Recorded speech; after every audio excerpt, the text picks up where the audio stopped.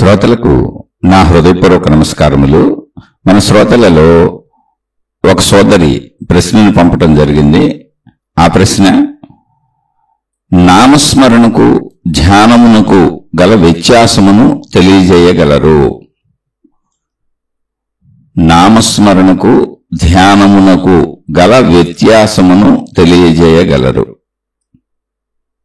ఇది ప్రశ్న అండి. అయితే ఈ ప్రశ్నను వివరించుకునే ముందు మనం అసలు విషయాలు అంటే ఆధ్యాత్మిక విషయాలను లేదా దైవీ సంబంధ విషయాలను, భక్తి సంబంధ విషయాలను అసలు ఎందుకు తయారు చేశారు, ఇవి ఎందుకు వచ్చినాయి, వీటి వలన ఉపయోగం ఏంటి, అంటే ఏ ఆధారంగా ఈ సాధనలన్నీ తయారైనాయి, దైవీ మార్గపు భక్తి మార్గపు సాధనలు అసలు దేని ఆధారంగా తయారైనాయి, ఆ మూలం తెలుసుకోవాలి. మనం ఏంటంటే పేర్లు పట్టుకొని వేలాడుతూ ఉంటాం. అయితే పేర్లు తప్పు కాదు, మహాత్ములు ఏర్పరిచినటువంటి విధానం అది. అందులో పేర్లేం తప్పు కాదు, మనకు కూడా పేరుంది. ప్రతి మనిషి పేరు పెట్టుకున్నాడు, ఒక పేరు ఉంటుంది. భూమి మీద ఉన్నటువంటి వస్తువులన్నింటికి మనుషులు పేర్లు పెట్టారు. పేరు ఎందుకు అన్నప్పుడు గుర్తింపుకు, వ్యావహారికంగా భావ వ్యక్తీకరణ చేసేటప్పుడు నేను ఏదైనా చెప్పదలిచినప్పుడు భాష రూపంలోనే చెప్పాలి. ఆ భాష రూపంలో నేను చెప్పేదాన్ని ఎదుటి వాళ్ళు మళ్ళీ భాష రూపంలో విని వాళ్ళు భావ రూపంలో తమలో గ్రహించి అర్థం చేసుకుంటారు. అందువలన ఏదైనా వ్యక్తీకరణ భాష రూపంలో చేయాలి అంటే అది భాష రూపంలోకి రావాలి, అంటే అక్షర సముదాయంగా రావాలి. అలా అక్షర సముదాయంగా వచ్చిందే పేర్లు. మొత్తం మనం చెప్పుకునేదంతా, ఇప్పుడు నేను మాట్లాడేదంతా అక్షరాల మీదే ఉంటుంది. ఇదంతా భాషే. భాష అంటే ఏంటి? అక్షరాలు. కేవలం తెలుగులో ఉన్నటువంటి 56 అక్షరాలు. ఇదిగో ఇన్ని భాషలు ఇన్ని రకాల వాక్యాలు, పదాలు, భావాలు, ఎన్ని భావాలైనా వ్యక్తపరుస్తూనే ఉంటాం. కానీ మొత్తానికి మూలం ఆ అక్షరాలే. అలాగే ఇంగ్లీష్లో ఒక 26 అక్షరాలు. అలా ప్రతి భాషలో కొన్ని అక్షరాలు. అంటే ఇవి కూడా ఒకవేళ నేను ఏమన్నా తప్పు చెప్పానేమో, సరిగ్గా గుర్తులేదు, గుర్తున్నంత వరకు చెప్పాను. ఇక్కడ మీరు తప్పులు పట్టుకోబాకండి, విషయాన్ని అర్థం చేసుకోండి. కొన్ని అక్షరాలు భాషకు తయారైనాయి. ఆ అక్షరాలను అనేక విధాలుగా కలుపుతూ పదాలు తయారైనాయి. పదాలకి అర్థాలు ఉంటాయి. ఆ అర్థం మనమే కూర్చుకున్నాము. ఒక పదానికి అర్థం మనమే కూర్చుకున్నాం. మంచినీళ్లు అంటే తాగటానికి పనికొచ్చేవి అని. మరి చెడ్డ నీళ్లు ఉంటాయా అంటే చెడ్డ నీళ్లు కాదు, తాగటానికి పనికిరానటువంటి నీరు ఉంటుంది, మురికి నీరు ఉంటుంది. అది తాగడానికి పనికిరాదు. మంచినీరు అంటే తాగటానికి పనికొచ్చేది. మిగిలింది కూడా మీకు మంచినీరుగా కనపడవచ్చు, కానీ తాగడానికి పనికిరాదు. సముద్రం నిండా పోని నీరు తాగడానికి పనికిరాదు. ఇప్పుడు మంచినీరు కూడా చక్కగా డ్రింకింగ్ వాటర్ అంటే తాగడానికి పనికొచ్చే నీళ్లు అని పెడుతున్నారు. ఎందుకంటే అది మళ్ళీ 3 రకాలుగా కలుషితాలు అవుతున్నాయి. ఇవి పదములు. అంటే ఇది మంచినీరు, ఇది తాగడానికి పనికొచ్చే నీరు, ఇది మంచినీరే, ఇది తాగడానికి పనికిరాదు. కానీ స్నానపానాదులు చేసుకోవచ్చు. పానం అంటే మళ్ళీ తాగటమే. స్నానం చేసుకోవచ్చు, శరీరాన్ని శుభ్రపరుచుకోవచ్చు, అలవాడుకోవచ్చు, మీ ఇంట్లో గిన్నెలు తోముకోవచ్చు, వాటిని శుభ్రపరుచుకోవచ్చు, కూరగాయలు కడుక్కోవచ్చు. అలా వాటికి పనికి వస్తుంది, కానీ తాగడానికి పనికిరాదు. ఇంకా అంతకంటే మురికి నీరు ఉంటుంది, వాటికి కూడా పనికిరాదు. ఇవన్నీ ఒక నీటిలో ఎన్ని విభాగాలు ఉన్నాయో, నీరు అంటే ఒకటే, కానీ నీరు గురిలో ఎన్ని విభాగాలు ఉన్నాయో పేర్లు పెట్టలేదానికి ఎలా ఉపయోగించుకుంటాం, ఎలా చెబుతాం ఇంకొకళ్ళకి. ఇది కమ్యూనికేషన్ అంటారు దీన్ని. అంటే ఒక వ్యక్తి ఇంకొక వ్యక్తికి తన భావాన్ని వ్యక్తీకరించడానికి భాష తయారైంది. భాషలు ఎవరు తయారు చేసుకున్నారు? మనుషులే తయారు చేసుకున్నారు. అందుకే అనేక భాషలు ఉన్నాయి. ఇప్పుడు మనం తెలుగులో మాట్లాడుకుంటున్నాం. మళ్ళీ ఈ భాషలో అనేక ఉచ్చారణలు ఉంటాయి, రకరకాల ఉచ్చారణలు. అంటే ఆ ప్రాంతాన్ని బట్టి వాళ్ళు ఉచ్చారణ అంటే ఏంటి, మాట్లాడే విధానం. ఇప్పుడు నేను ఎలా మాట్లాడుతున్నా, తెలంగాణలో ఇంకొక రకమైన స్లాంగ్ అంటే ఉచ్చారణ శైలి మారుతుంది. రాయలసీమలో ఉచ్చారణ శైలి మారుతుంది. కృష్ణా గుంటూరు జిల్లాల్లో ఉచ్చారణ శైలి మారుతుంది. ఉభయ గోదావరి, తూర్పు పశ్చిమ గోదావరి జిల్లాల్లో ఉచ్చారణ శైలి మారుతుంది. అలా విశాఖ శ్రీకాకుళం ఒకటి వెళ్తుంటే ఉచ్చారణ శైలి మారిపోతూ ఉంటుంది. మొత్తం ఇంతకు నేను చెప్పింది తెలుగే. ఇంకా బోర్డర్ స్టేట్లు అంటే తెలుగుకి దగ్గరలో బోర్డర్ కర్ణాటక ఉందనుకోండి, కన్నడ తెలుగు కలిపిన పదాలు తయారయ్యి ఉంటాయి. కొన్ని కన్నడ పదాలు ఉంటాయి, కొన్ని తెలుగు పదాలు ఉంటాయి. అలాగే తమిళ్ తెలుగు బోర్డర్ ఉందనుకోండి, అంటే ఆంధ్ర తమిళనాడు, అక్కడ తమిళము తెలుగు కలిసిన బోర్డర్లో పదాలు కలిసి మాట్లాడుతూ ఉంటారు. అలా ఒరిస్సా బోర్డర్ ఉందనుకోండి, అక్కడ మాట్లాడేటువంటి భాష మన తెలుగు కలిపి మిక్స్ అయ్యి ఉంటుంది. కారణం ఏంటంటే ఆ ఇద్దరు కలిసిమెలిసి జీవిస్తున్నప్పుడు ఆ పదాలు ఈ పదాలు కలిసిపోయినాయి, అది వాళ్ళకి అర్థమవుతుంది. ఇది అంతా ఎందుకు చెబుతున్నాను అంటే, భాష అనేది భావ వ్యక్తీకరణకి. ఆ భాషలో ఉండే పదాలు అక్షరాలు అవే. ఆ 56 తిరగమరగా పెడతా ఉంటాయి. ఇంగ్లీష్లో ఉండేది ఆ 26 తిరగమరగా పెడతా ఉంటాయి. ఆ పదాలతోనే, అంటే ఆ అక్షరాలతో చేసుకున్న పదాలు, ఒక్కొక్క పదానికి అర్థాన్ని మనం చెప్పుకున్నాం. అంటే ఈ పదానికి ఈ అర్థం, ఈ పదానికి ఈ అర్థం అని ఆ పదాలను కలుపుకుంటూ వాక్యాలు తయారు చేసుకుంటున్నాం. వాక్యాలంటే మాట్లాడటం. ఇదిగో ఇప్పుడు ఈ పదాల అర్థాలు మీకు అర్థమవుతున్నాయి కనుక మీరు దాన్ని అర్థం చేసుకుంటున్నారు. కానీ ఇక్కడ ఏముంది, నేను మాట్లాడుతున్న వాక్యాలు ఉన్నాయి, ఆ వాక్యాల్లో పదాలు ఉన్నాయి, ఆ పదాల్లో అక్షరాలు ఉన్నాయి. మీరు అక్షరాలను ఒక్కొక్క అక్షరం విడివిడిగా రాసామనుకోండి, పదాల్లాగా రాయకుండా దూరంగా ఒక్కొక్క అక్షరమే రాసామనుకోండి, మీకు అర్థమవుద్దా? అర్థమవుదు. ఇప్పుడు పదాలే, పదము అనేటువంటి పదాన్నే పా ఒకటి చోట, దా దూరంగా, మూ దూరంగా, అలా ఒకటొకటి ఒక్కొక్క అక్షరమే రాసుకుంటే వెళ్ళామనుకోండి, అర్థమవుతాయా? అర్థమవు. పోనీ అలా కాకుండా ఒక వాక్యంలో ఉన్న పదాలు ఒక 10 పదాలు ఉన్నాయనుకున్నాం, పదాల మధ్య గ్యాప్ ఇవ్వకుండా మొత్తం అన్ని కలిపి రాసేసామనుకోండి, పదాలన్నింటినీ కలిపి అక్షరాలు రాసామనుకోండి, అప్పుడు అర్థమవుద్దా? అర్థమవుదు. అందుకని ఏ పదానికి ఆ పదం దగ్గర గ్యాప్ ఇవ్వాలి మళ్ళీ. ఎందుకని ఇది ఒకటే పదం అని తెలియాలి మనకి. అలా రూపములకు నామాలు వచ్చినాయి. అంటే భావములకు ముందు మనం భాష తయారు చేసుకున్నాం. భాష వ్యక్తీకరణ కోసం వచ్చింది, ఎదుటి వ్యక్తికి చెప్పడానికి. అనేక మంది అనేక చోట్ల అనేక భాషలు తయారు చేసుకున్నారు. అంటే భావ వ్యక్తీకరణ కోసం చేసిన ప్రయత్నం అది. ఇక్కడ భావం అనేది మూలం, నిజం. భాష అనేది ఏంటి? వ్యావహారిక సత్యం. అందుకని ఒక చోట తెలుగు, ఒక చోట కన్నడ, ఒక చోట మరాఠీ, ఒక చోట తమిళు, అలా రకరకాలు ఉన్నాయి భాషలో. వేల భాషలు ఉన్నాయి. ఎవరికి నచ్చింది వాళ్ళు మాట్లాడుకుంటూ ఉంటారు. అది తప్పు కాదు, రైటు కాదు. భాషను పట్టుకు వేలాడటం కాదు, భావాన్ని పట్టుకోవాలి. అక్కడ భావం కోసం భాష. ఆ భాషలో వచ్చినవి పదములు, ఆ పదములకు అర్థములు ఉంటాయి. ఆ పదములే నామములు, ఆ అర్థం యొక్క నామము. అలా మనుషులకు కూడా పేర్లు పెట్టుకున్నాం, చెట్లకు పేర్లు పెట్టుకున్నాం, మొత్తం అన్నిటికీ పేర్లు పెట్టుకున్నాం. నామము అంటే అది, అసలు నామము అంటే అది. అయితే ఇది ఎందుకు పెట్టుకున్నాం, అది మెయిన్ ఇక్కడ కాన్సెప్ట్. ఇది తెలియకుండా మనం ఆ పదాలు పట్టు వేలాడితే వాటి వలన ఉపయోగం లేదు. పదాలలో అసలు ఏమీ లేదు, పదాలలో అర్థం ఉంది, అర్థంలో భావం ఉంది. భావం ఏంటంటే అది మనకు వ్యక్తీకరణ, భావ వ్యక్తీకరణ చెప్పేవాళ్ళది, భావగ్రహింపు వినేవాళ్ళది. అది ప్రాసెస్ ఎలా వచ్చింది. నామాలు ఎలా వచ్చినాయి అంటే పదాలన్నీ నామాలే, ఒక్కొక్క పదానికి ఒక్కొక్క అర్థం ఉంటుంది అంతే. నామాలంటే మనుషులకు పెట్టినవి అనే కాదు, మొత్తం పదాలన్నీ కూడా అర్థంతో కూడి ఉన్నవన్నీ కూడా నామాలే. కాకపోతే నామాలు అన్నప్పుడు పేర్లని పెట్టుకున్నాం. పదాలన్నింటిలో అర్థమే ఉంటుంది. ఆ పదాలన్నీ కలిపి వాక్యాలు తయారు చేసుకొని మనం మాట్లాడుకుంటున్నాం. భాష, భాషతో ఉపయోగం కాదుగా, భావ వ్యక్తీకరణ. నేను నా భావాన్ని వ్యక్తీకరిస్తున్నా, మీరు వింటున్నారు. అందుకని అసలు ఇవి వచ్చినాయి. అలాగే ఆధ్యాత్మికతలు అంటే భౌతిక ప్రపంచంలో వ్యావహారికంగా మనం ఏం చేయాలన్నా భాషలో వ్యక్తీకరించుకోవాలిగా.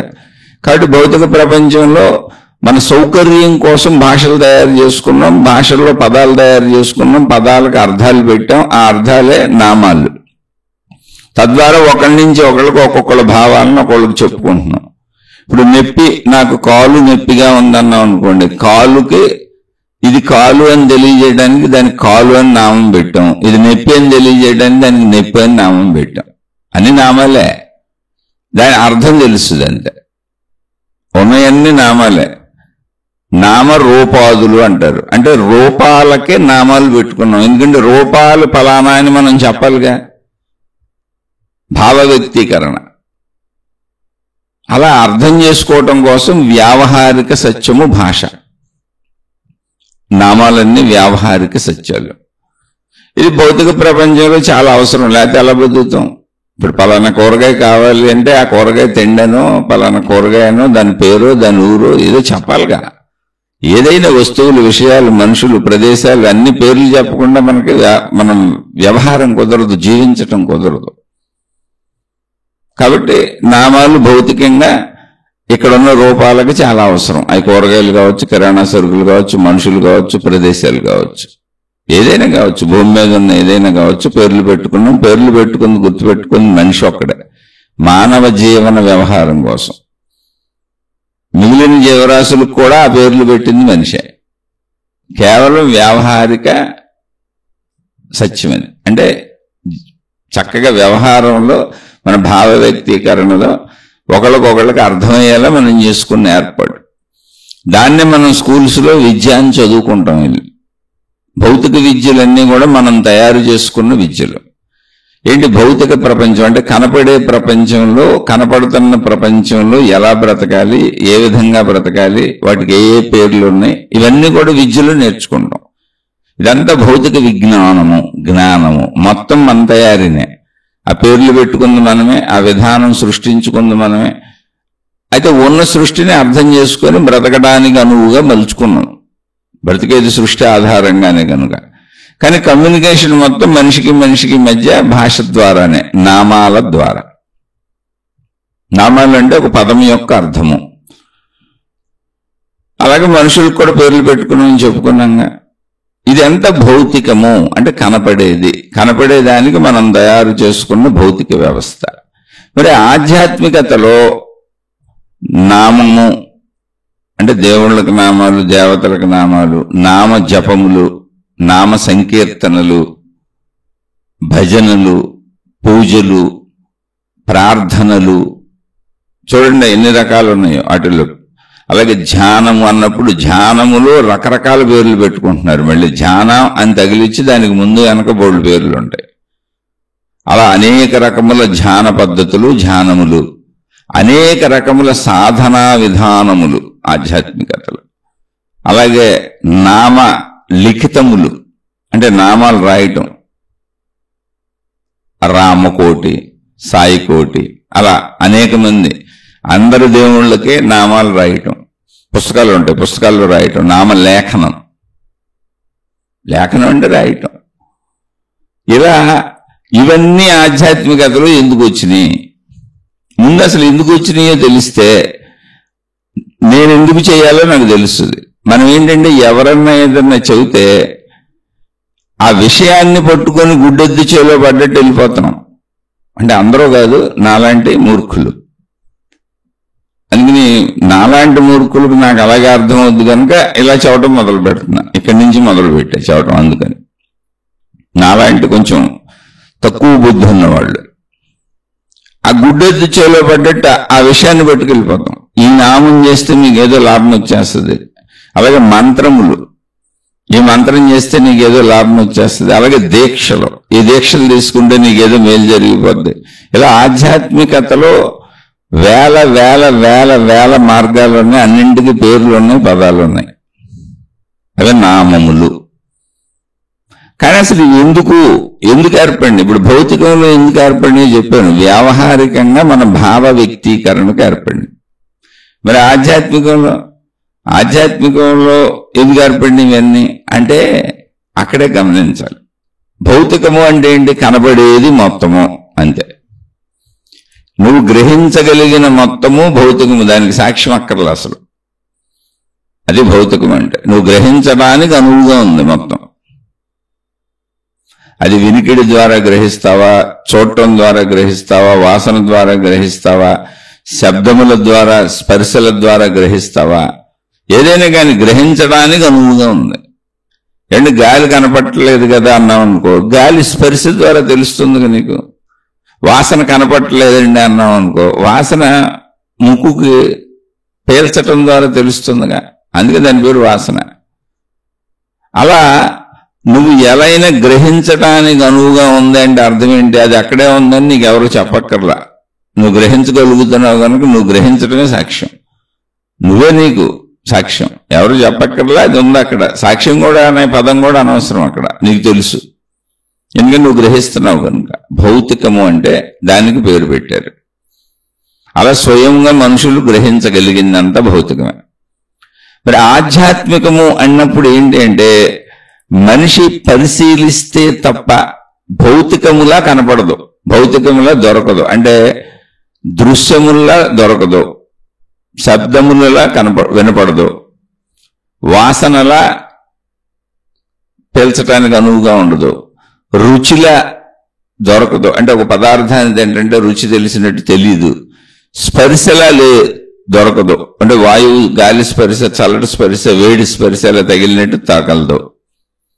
ఇలా తప్ప నేను తెలుసుకోలేను. కానీ అది అలా దొరకదు. కానీ అది ఉంది అని చెప్పటానికి ఏదైతే భౌతికముగా దొరకటం లేదో కానీ ఉన్నదో దాన్ని ఆధ్యాత్మికము అన్నారు. జాగ్రత్తగా అర్థం చేసుకోండి. అంటే ఆధ్యాత్మిక మార్గ సాధనలు ఎందుకు వచ్చినాయో తెలియాలి అంటే అసలు ఆధ్యాత్మికం అంటే ఏంటో తెలియాలి. దైవీపరమైన భక్తిపరమైన ఏదైనా ఇంతే, ఏదైనా ఇంతే. ఇప్పుడు మనలో భౌతికం ఏంటి, మనలో ఆధ్యాత్మికం ఏంటి? ముందు శరీరంలో చూసుకుందాం. మన శరీరంలో మనకు కనబడుతున్నటువంటి మొత్తం బయట శరీరం అంతా భౌతికమే.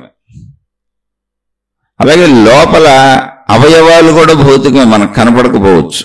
కానీ డాక్టర్లకు కనపడితే ఉన్నాయని తెలుసు, మనకు కూడా తెలుస్తూ ఉంటుంది. ఇప్పుడు ఎక్స్రేలు తీస్తే చక్కగా ఫోటోలు పడతాయి. అంటే గ్రహించగలిగిందంతా భౌతికమే. అంటే లోపల శరీరము బయట శరీరము మొత్తం భౌతికమే. లోపల మాంసం అని మనకే తెలుసు, మాంసం పైన చర్మం చక్కగా నిగారింపుగా ఫిక్స్ అయి ఉందంటే ఆ మాంసానికి ఆధారంగా మనం నిలబడటానికి ఎముకలు ఉన్నాయని తెలుసు, అన్నీ తెలుసు. మనకు అవి కనపడకపోయినా ఉన్నాయని తెలుసు, డాక్టర్లకు తెలుసు. అది భౌతికం. మరి మనలో ఆధ్యాత్మిక అంశం ఏంటి అంటే నా ఆలోచనలు ఎక్కడ కనపట్టలేదు, నా భావాలు ఎక్కడ కనపట్టలేదు, నా జ్ఞాపకాలు ఎక్కడ కనపట్టలేదు, నా భయాలు ఎక్కడ కనపట్టలేదు, నా ఆదుర్దాలు ఎక్కడ కనపట్టలేదు, నా కంగారులు ఎక్కడ కనపట్టలేదు, నాకు సంబంధించిన చెడు గుణములు మంచి గుణములు ఏమీ ఎక్కడా కనపడటం లేదు. ఇది మరి కనపడటం లేదు కదా, లేదన్నామా అంటే ఉందని మనకే తెలుసుగా. అసలు అనుభవించేదే నేనుగా, ఉందని నాకే తెలుసుగా. ఇప్పుడు ఆ స్థితిని అనుభవిస్తున్న వాడిని, ఆ స్థితిని అనుభవిస్తున్న దాన్ని నేనేగా, అప్పుడు నాకే తెలుసుగా. దానినే మనస్సు అన్నారు. అంటే ఇప్పుడు నాకు ఆలోచనలు ఉన్నాయి, భావాలు ఉన్నాయి, జ్ఞాపకాలు ఉన్నాయి, లోపల భావోద్వేగాలు చెలరేగుతున్నాయి, గుణాలు ఉన్నాయి, స్వభావం ఉంది, చెడు గుణాలు ఉన్నాయి, మంచి గుణాలు ఉన్నాయి. అంటే కోపము, ఈర్ష్య, అసూయ, ద్వేషము, దయ, జాలి, ప్రేమ, ఇలా ఏవైనా కావచ్చు. ఇవన్నీ కూడా లోపల మొత్తంగా మనసుగా ఉన్నాయి. అంటే మనసు అని పేరు పెట్టామంతే మనం. మరి ఇవి ఉన్నవని తెలుసు కానీ ఎలా ఉన్నవో తెలియదు, ఎక్కడ ఉన్నవో తెలియదు. నాలోనే ఉన్నాయని తెలుసు, అసలు అవే నన్ను నా శరీరాన్ని కదుపుతున్నాయని తెలుసు. అంటే భౌతికము అనేటువంటి నా శరీరమును కదుపుతున్నవన్నీ కూడా ఇవే. ఆలోచన పుట్టకపోతే నేనేం చేయలేను, అసలు నా వల్ల కూడా కాదు ఏం చేయటం. కానీ మరి నా ఆలోచన ఎలా ఉందో నాకు తెలియట్లా. భావోద్వేగాలు కలుగుతున్నాయి, నిరంతరం భావోద్వేగాలకు గురవుతూ ఉంటాను నేను. కానీ భావోద్వేగాలు నాకు తెలియటం లేదు కదా. అవి లేవా అంటే ఉన్నాయి, అసలు అవేగా నాకు తెలుస్తుంది. మరి తెలియటం లేదంటే ఏంటి అర్థం అంటే దృశ్యములా తెలియటల్లా, కంటి చూపుగా అందట్లా, శబ్దములా తెలియట్లా, చెవి వినికిడికి అందట్లా, వాసనలా తెలియట్లా, ముక్కు వాసనకి అందట్లా, రుచికి తెలియట్లా, నాలుక రుచికి తెలియట్లా, స్పర్శకి తెలియట్లా. శరీరం మొత్తంతో ఎలాగైనా ప్రయత్నించి పట్టుకుందాం అంటే స్పర్శలా, గాలిలా తెలియట్లా. పోనీ స్త్రీ పురుష శారీరక సుఖములా తెలియట్లా, అలాగే తెలియట్లా. కానీ ఉన్నాయని తెలుస్తుంది, భావోద్వేగాలన్నీ వస్తున్నాయి. ఆ భావోద్వేగం లోపల కదిలితే కళ్ళము నీళ్లు వచ్చేస్తాయి, లోపల భయం కదిలితే శరీరం అంతా కంపించిపోతాయి. ఆ భావోద్వేగములకు అనుగుణముగా నా శరీరం కంపించిపోతూ ఉంటుంది. ఆ భావోద్వేగములకు అనుగుణముగానే నా శరీరం పనిచేస్తూ ఉంటుంది. ఆ ఆలోచనలు వచ్చే శరీరాన్ని కదుపుతూ ఉంటాయి. అవి లేకపోతే అసలు శరీరం కదలదు కూడా. అంటే భౌతికము అని నేను ఈ శరీరముని భావించుకుంటున్న నాకు కనపడుతున్న, నాకు అర్థమవుతున్న నా శరీరం ఏదుందో అది కాక నాలోనే ఈ శరీరాన్ని నడిపే అద్భుతమైన ప్రక్రియ ఉంది. మొత్తం ఆలోచనలుగా, భావములుగా మనస్సు అనేది ఒకటి ఉంది. అంటే నాలో నాకు తెలియని అంశము తెలిసింది. తెలియని అంశము అంటే ఏంటి? ఎలా ఉందో తెలియదు, ఎక్కడుందో తెలియదు, కానీ ఉన్నదని తెలుసు. అంటే నాలోనే నాకు తెలియని అంశము తెలిసింది. తెలిసినటువంటి మనసు అనే అంశము, ఆలోచన అనే అంశము తెలియనట్లుగా ఉంది. నేనేం దాన్ని పెద్దగా పట్టించుకోకుండా వెళ్ళిపోతున్నా. ఆ వచ్చిన ఆలోచన, ఆ వచ్చిన భావోద్వేగాలకు అనుగుణంగా శరీరాన్ని కదుపుకుంటూ వెళ్ళిపోతున్నా. సహజంగా జీవించే మామూలు మనుషులందరూ ఇలాగే జీవిస్తారు. అందుకని ఆ పట్టించుకోకుండా జీవించే జీవితాన్ని భౌతిక జీవితము అన్నారు. ఉందని తెలుస్తున్నా, నేను లోపల పట్టించుకోవట్లే, దాన్ని శరీరాన్ని పట్టించుకుంటున్నా, వచ్చిన ఆలోచన ప్రకారం వెళ్ళిపోతున్నా. అందుకని ఇది భౌతిక జీవితం. ఇప్పుడు నాకు లోపల నా మనసు ఉందని తెలుసు, నా స్వభావం ఉందని తెలుసు, నా గుణం ఉందని తెలుసు, నా భావోద్వేగాలు ఉన్నాయని తెలుసు, నేననే అహంకారం ఉందని తెలుసు, నాలో అనేక ఉన్నాయని తెలుసు, అవి పుడతాయని తెలుసు. అవే శరీరానికి ఆధారం, నడిపేది, కదిపేది అవే అని తెలుసు. ఇప్పుడు వాటిని, ఆ తెలుసు అన్న వాటిని ఆధ్యాత్మికము అన్నారు. ఎందుకనంటే నువ్వు పట్టించుకొని ప్రత్యేకంగా దృష్టి పెట్టి ఆ వైపు వెళితే తప్ప నీకు తెలియదు. ఆధ్యాత్మికం అంటే నువ్వు దృష్టి పెట్టి అది ఉందని నిర్ధారించుకోవాలి. అది నీకే తెలుసు, నీ లోపల ఉందే, ఎవరి గురించో చెప్పట్లేదు అసలు. అందుకే ఆధ్యాత్మికతలో మహిమలుండవు, మాయలుండవు, అద్భుతాలుండవు, మంత్రతంత్ర యంత్ర గారడీలు ఏమీ ఉండవు అని చెప్పే కారణం ఏంటంటే నీ అంశమేది, నీకు సంబంధించిన అంశమే. నీకు తెలిసినటువంటి, నువ్వు నేను అనుకుంటున్నటువంటి భౌతికాంశము నిజమే, కానీ ఆ భౌతికాంశాన్ని నడుపుతున్నటువంటి ఆధ్యాత్మిక అంశము నీ లోపల ఉన్న ఆలోచనలు, జ్ఞాపకాలు, ఏదైనా మొత్తంగా మనస్సు, దానిని ఆధ్యాత్మికము అన్నారు. అంటే భౌతిక శరీరం వలె, భౌతిక విషయముల వలె అది అవగాహన, అంటే ఇంద్రియములకు అందదో కానీ ఉన్నది అని తెలుసు. అది కేవలం అవగాహనకు అందుతుంది, గమనించుకుంటే తెలుస్తుంది. అలా గమనించాలి అంటే, దాన్ని పట్టుకోవడానికి గమనించాలి అంటే ఏం చేయాలి అంటే ఇంద్రియాలను ఆపేయాలి, శరీరాన్ని ఆపేయాలి, లోపల వైపు చూసుకోవాలి. నా దృష్టిని లోపల వైపు పెట్టుకోవాలి అంతే. దృష్టి అంటే కన్ను లోపలికి తిరగదుగా, ధ్యాస లోపలికి పెట్టుకోవాలి. అంటే భౌతిక శరీర ఇంద్రియాలను ఆపేస్తే ఆధ్యాత్మికత అర్థమవుతుంది. లోపల చూసుకోండి, అది ఆధ్యాత్మికం. అంటే లేనిదని కాదు, భౌతికమున్న వలె లేనిది, భౌతికమున్నకు అది భౌతికములా కనపడనది, అర్థమవన్నది. భౌతికము వలె లేనిది కానీ ఉన్నదే, నాలోనే ఉంది. అంటే నాలో అర్థమయ్యి కనపడి బాహ్యంగా ఉండేటువంటి ఒక అంశం ఉంది. నాలోనే అలా పరిశీలిస్తే తప్ప, లోపలికి వెళ్ళి గమనించుకుంటే తప్ప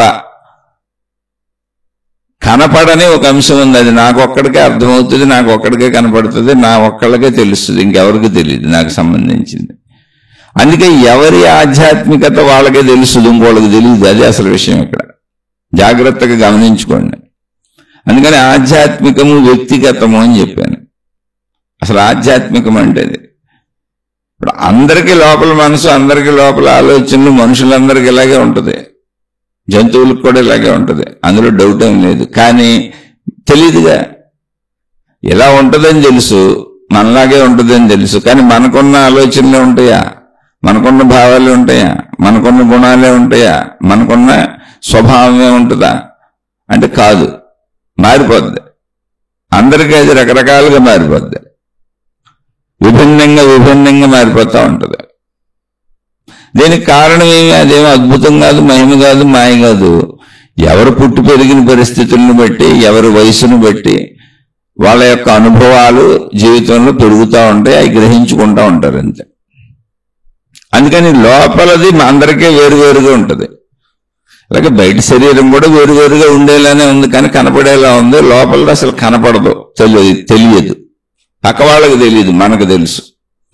అంటే ఆధ్యాత్మికం ఎప్పుడూ కూడా మనకు తప్ప మన పక్క వాళ్ళకి తెలియదు. ముందు విషయం తెలుసుకోండి. ఆధ్యాత్మికం అంటే మనలోని మనకు మాత్రమే తెలిసిన, మళ్ళీ మన శరీరమునకు తెలియని, భౌతికము వలె తెలియని అంశము అది. శరీరం మొత్తం ఏం చేస్తుంది? బయటకు ప్రయాణిస్తుంది. శరీర ఇంద్రియాలన్నీ ఎలా ఉన్నాయి, శరీర పనితీరు ఎలా ఉంది, అంతా మొత్తం బయటకు వెళ్ళి బయట నుంచి అన్ని తెచ్చుకొని అట్లా అనుభవించి అనుభవాలు పొందుద్ది అంతే. శరీరం ఎప్పుడు బయటకే వెళ్తూ ఉంటుంది. అది భౌతికము. అది అలా వెళ్ళాల్సిందే, చేసుకోవాల్సిందే. అది అందరూ నిజమే, అందులో అబద్ధమేం లేదు. ఆధ్యాత్మికము శరీరము బయటకు వెళ్ళి బయట నుంచి గ్రహించుకున్నటువంటి సమస్తము, మంచా చెడా, సుఖమా దుఃఖమా, అన్నింటినీ లోపల అనుభవాలుగా ఉంచుకుంది, జ్ఞాపకాలుగా ఉంచుకుంది. అదే ఆధ్యాత్మికం, అదే మనసు, అదే మన స్వభావం అయింది, అదే మన గుణాలైంది, అదే మన ప్రవర్తన అయింది, మన మాట తీరు, మన నడక, ఇవన్నీ దాని నుంచి వచ్చేవి. ఇవన్నీ లోపల ఉండి శరీరాన్ని నడుపుతూ ఉంటాయి మళ్ళీ. కాబట్టి ఆధ్యాత్మికము అన్నది సరిగ్గా అర్థం చేసుకోండి. ఆధ్యాత్మికము మీ అంతరంగము, భౌతికము మీ శరీరము. భౌతిక ప్రపంచం అన్నప్పుడు కనపడుతున్న అన్ని, ఆధ్యాత్మిక ప్రపంచం అన్నప్పుడు కనపడుతున్న అన్నింటికి సంబంధించిన అంతరంగము. అది కనపడదుగా, ఎవరిది వాళ్ళకే తెలుస్తుంది. భౌతిక ప్రపంచం తెలుస్తుంది, ఎందుకంటే మనుషులు కనపడతారు, ప్రపంచం వస్తువులు కనపడతాయి, విషయాలు కనపడతాయి. కానీ మొత్తం దీనికి ఆధారంగా ఉన్నటువంటి ఆధ్యాత్మిక ప్రపంచం కనపడదు. అసలు నాదే నాకు కనపడదు, నాదే నాకు తెలియదు, కానీ ఉన్నదని తెలుసు, నాది నేను గ్రహించగలను లోపల దృష్టి పెడితే. అది కూడా లోపల దృష్టి పెడితే, లోపల వైపు మళ్ళిస్తే. ఇతరులు అసలు నేను ఎంత ప్రయత్నించినా తెలిసే అవకాశమే లేదు.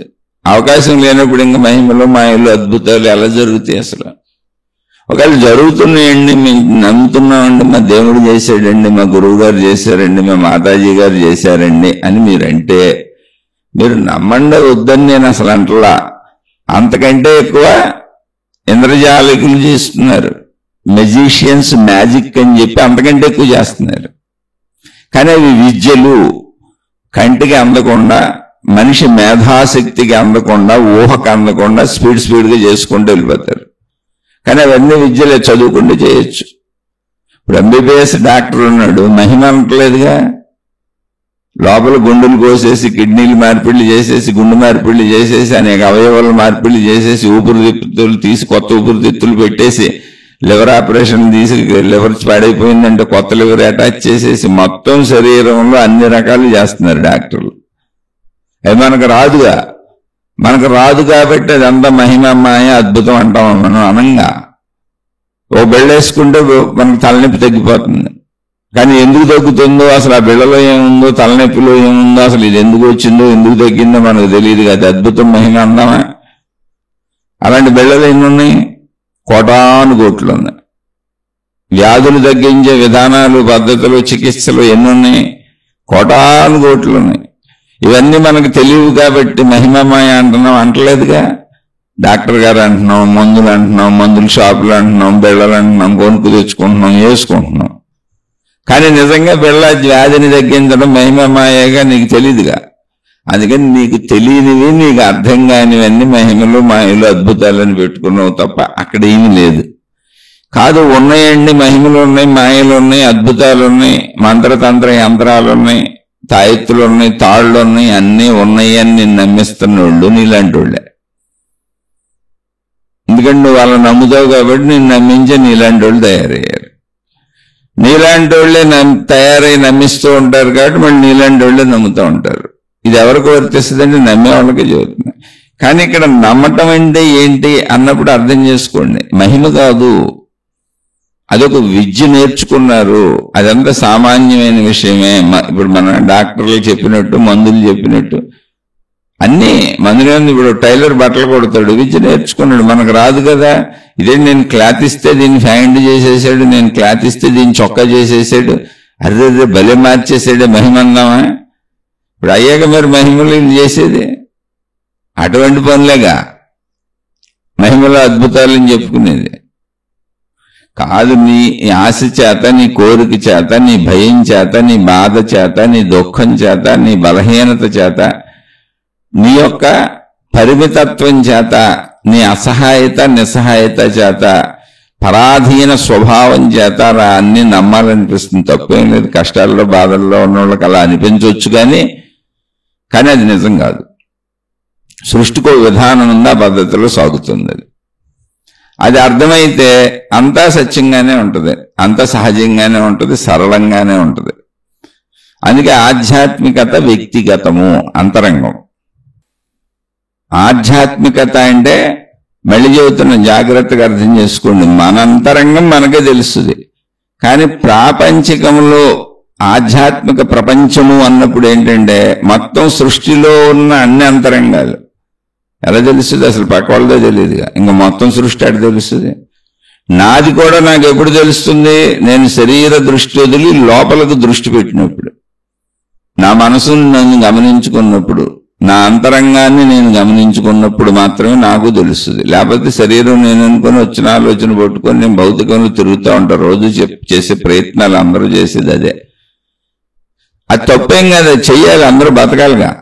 కానీ ఆధ్యాత్మికం అంటే ఇది. అందుకని ఆధ్యాత్మికము వ్యక్తిగతము అన్నప్పుడు చాలా జాగ్రత్తగా చక్కగా అర్థం చేసుకోండి. అసలు ఇది సమూహం కాదు, ఎవరికాళ్ళకు వ్యక్తిగతం.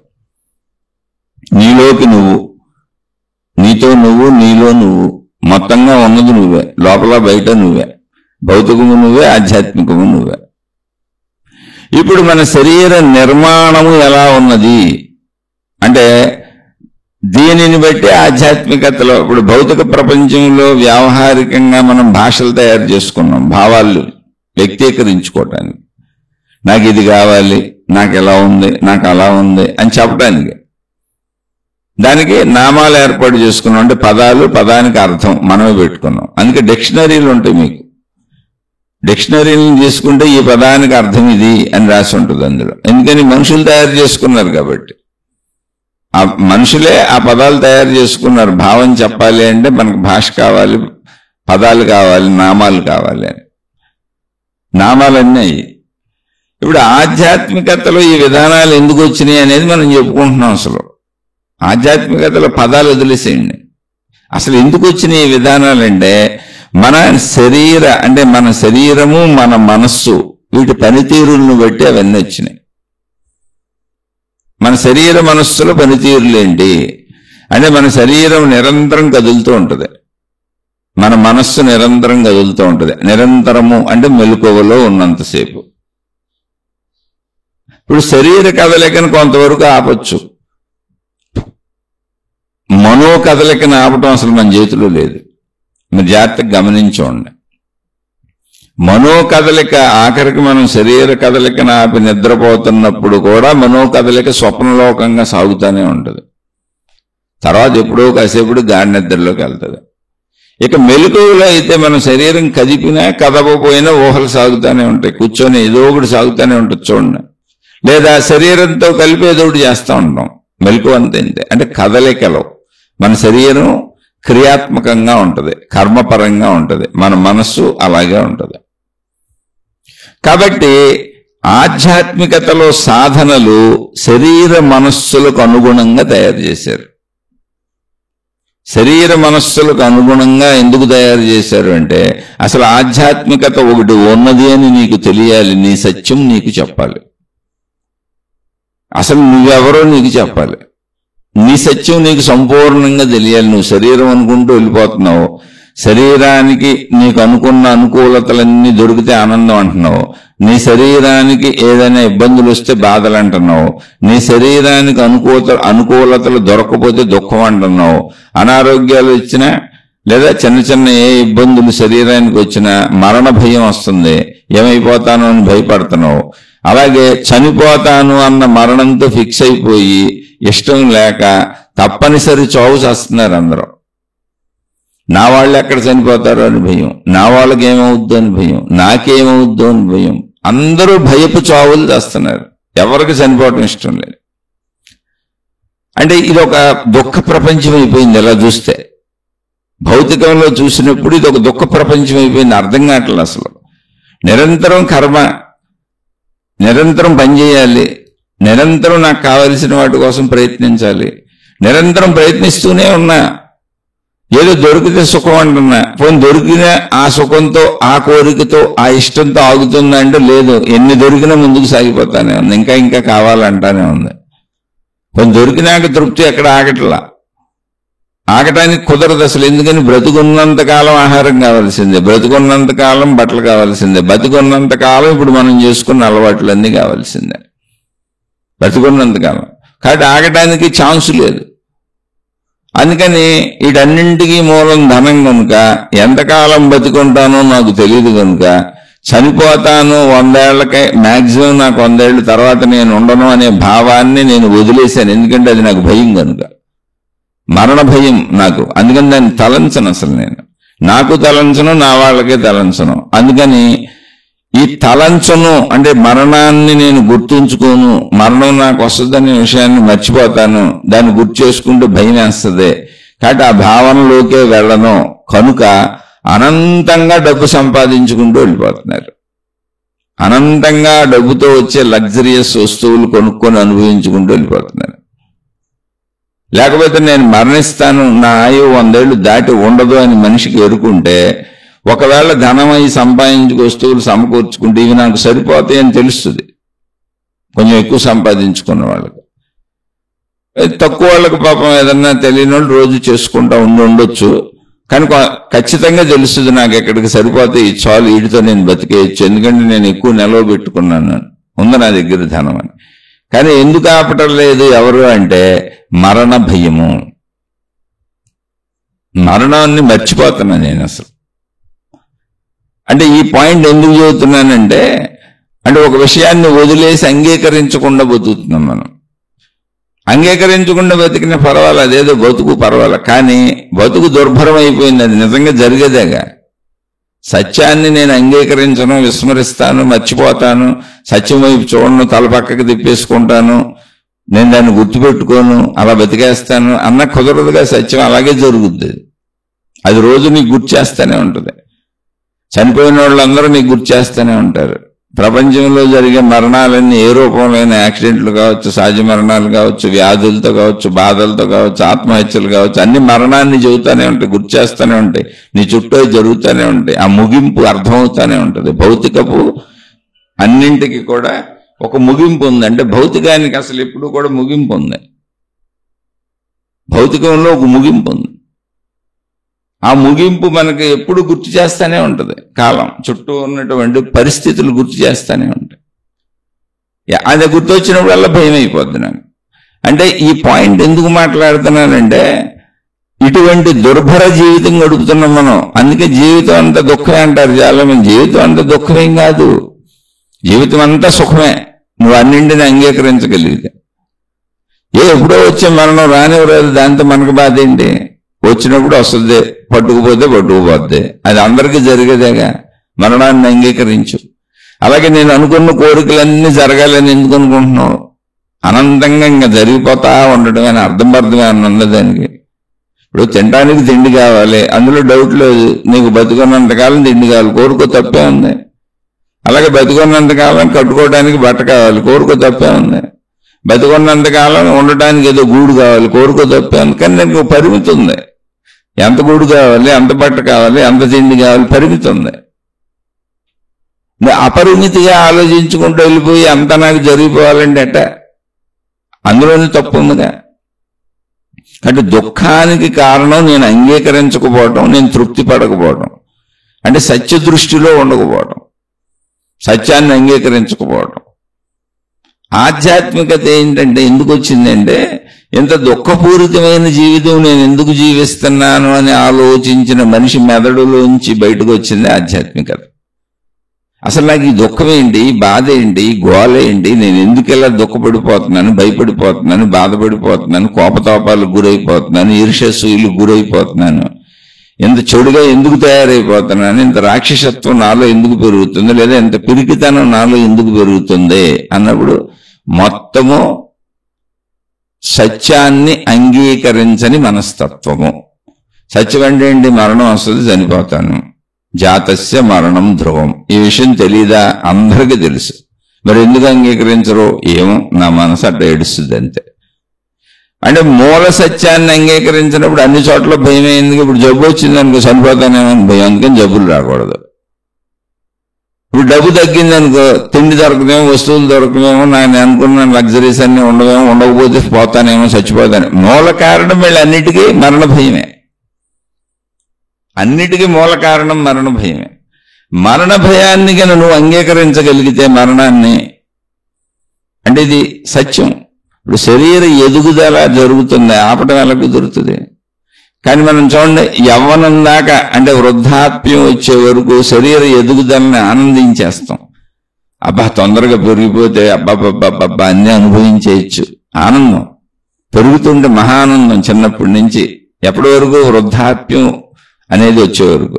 వృద్ధాప్యానికి వెళ్తుంటే మహాబాధ. అయ్యో నా శరీరం పాడైపోతుంది, వృద్ధుడిని అయిపోతున్నానే, వృద్ధురాలిని అయిపోతున్నానే, ఇలా అయిపోతున్నానే, అలా అయిపోతున్నానే అని. అదేంటి? వాస్తవాన్ని అంగీకరించలేదు. అంతకు ముందే కదా ఆనందించావు.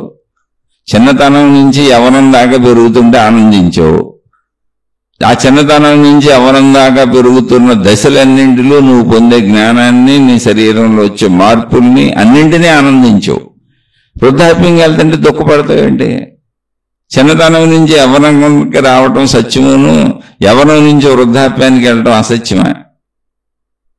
అంటే అంగీకరించే మనసు లేదు నాకు. అంటే నేను సత్యాన్ని ఉన్నదన్నట్టుగా అంగీకరించలేకపోతున్నా, నాకు అనుకూలంగా మాట్లాడుకుంటున్నా. కారణం ఏంటి అంటే నాకు ఆధ్యాత్మికత తెలియదు. నాకు తెలిసింది శరీరమే. ఇప్పుడు ఈ శరీరం బలహీనమైపోతే నేను బలహీనమైపోతున్నాను కాబట్టి, ఈ శరీరం మరణిస్తే నేను ఉండను కాబట్టి నా భయం, అది నా బాధ. అది శరీర భావన వల్ల కలుగుతుంది ఇదంతా. ఇంతకే ఇప్పుడు శరీరం నేను అనుకోవటం వలన చిన్నతనం నుంచి యవ్వనంలోకి ఎదుగుతున్నప్పుడు ఏమైంది? బలం పెరుగుతుంది. చిన్నతనంలో ఎవరెవరు సహాయాలు కావాలి, ఎవరెవరో పెంచాలి. ఇప్పుడు నా అంతటి నేను పెరగగలను, నా అంతటి నేను తిరగగలను, నా అంతటి నేను అన్ని అనుభవించగలను. యవ్వనంలో స్వర్గ సుఖాలు నేను నా అంతటా స్వయంగా పొందగలను.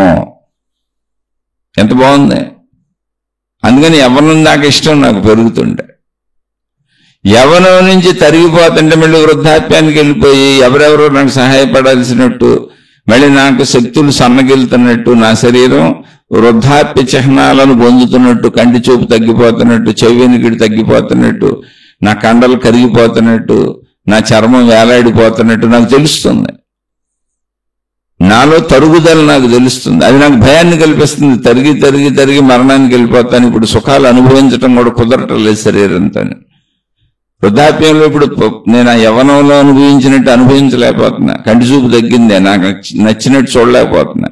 చెవినికిడి తగ్గింది, నాకు నచ్చినట్టు వినలేకపోతున్నా. కాసేపు మాట్లాడితే నాకు నీరసం వస్తుంది, ఆయాసం వస్తుంది. అదివరకులాగా వాగలేకపోతున్నా, అదివరకులాగా ఎవరిని వాగుతున్నా వినలేకపోతున్నా. ఇలా అన్ని రకాలు నా ఇష్టం వచ్చినట్టు తినలేకపోతున్నా. పళ్ళు ఊడిపోతున్నాయి, పళ్ళల్లో పటుత్వం తగ్గిపోయింది, శరీరం మొత్తం పటుత్వం తగ్గిపోతుంది. నాకు అది అనుభవంగా తెలుస్తుంది.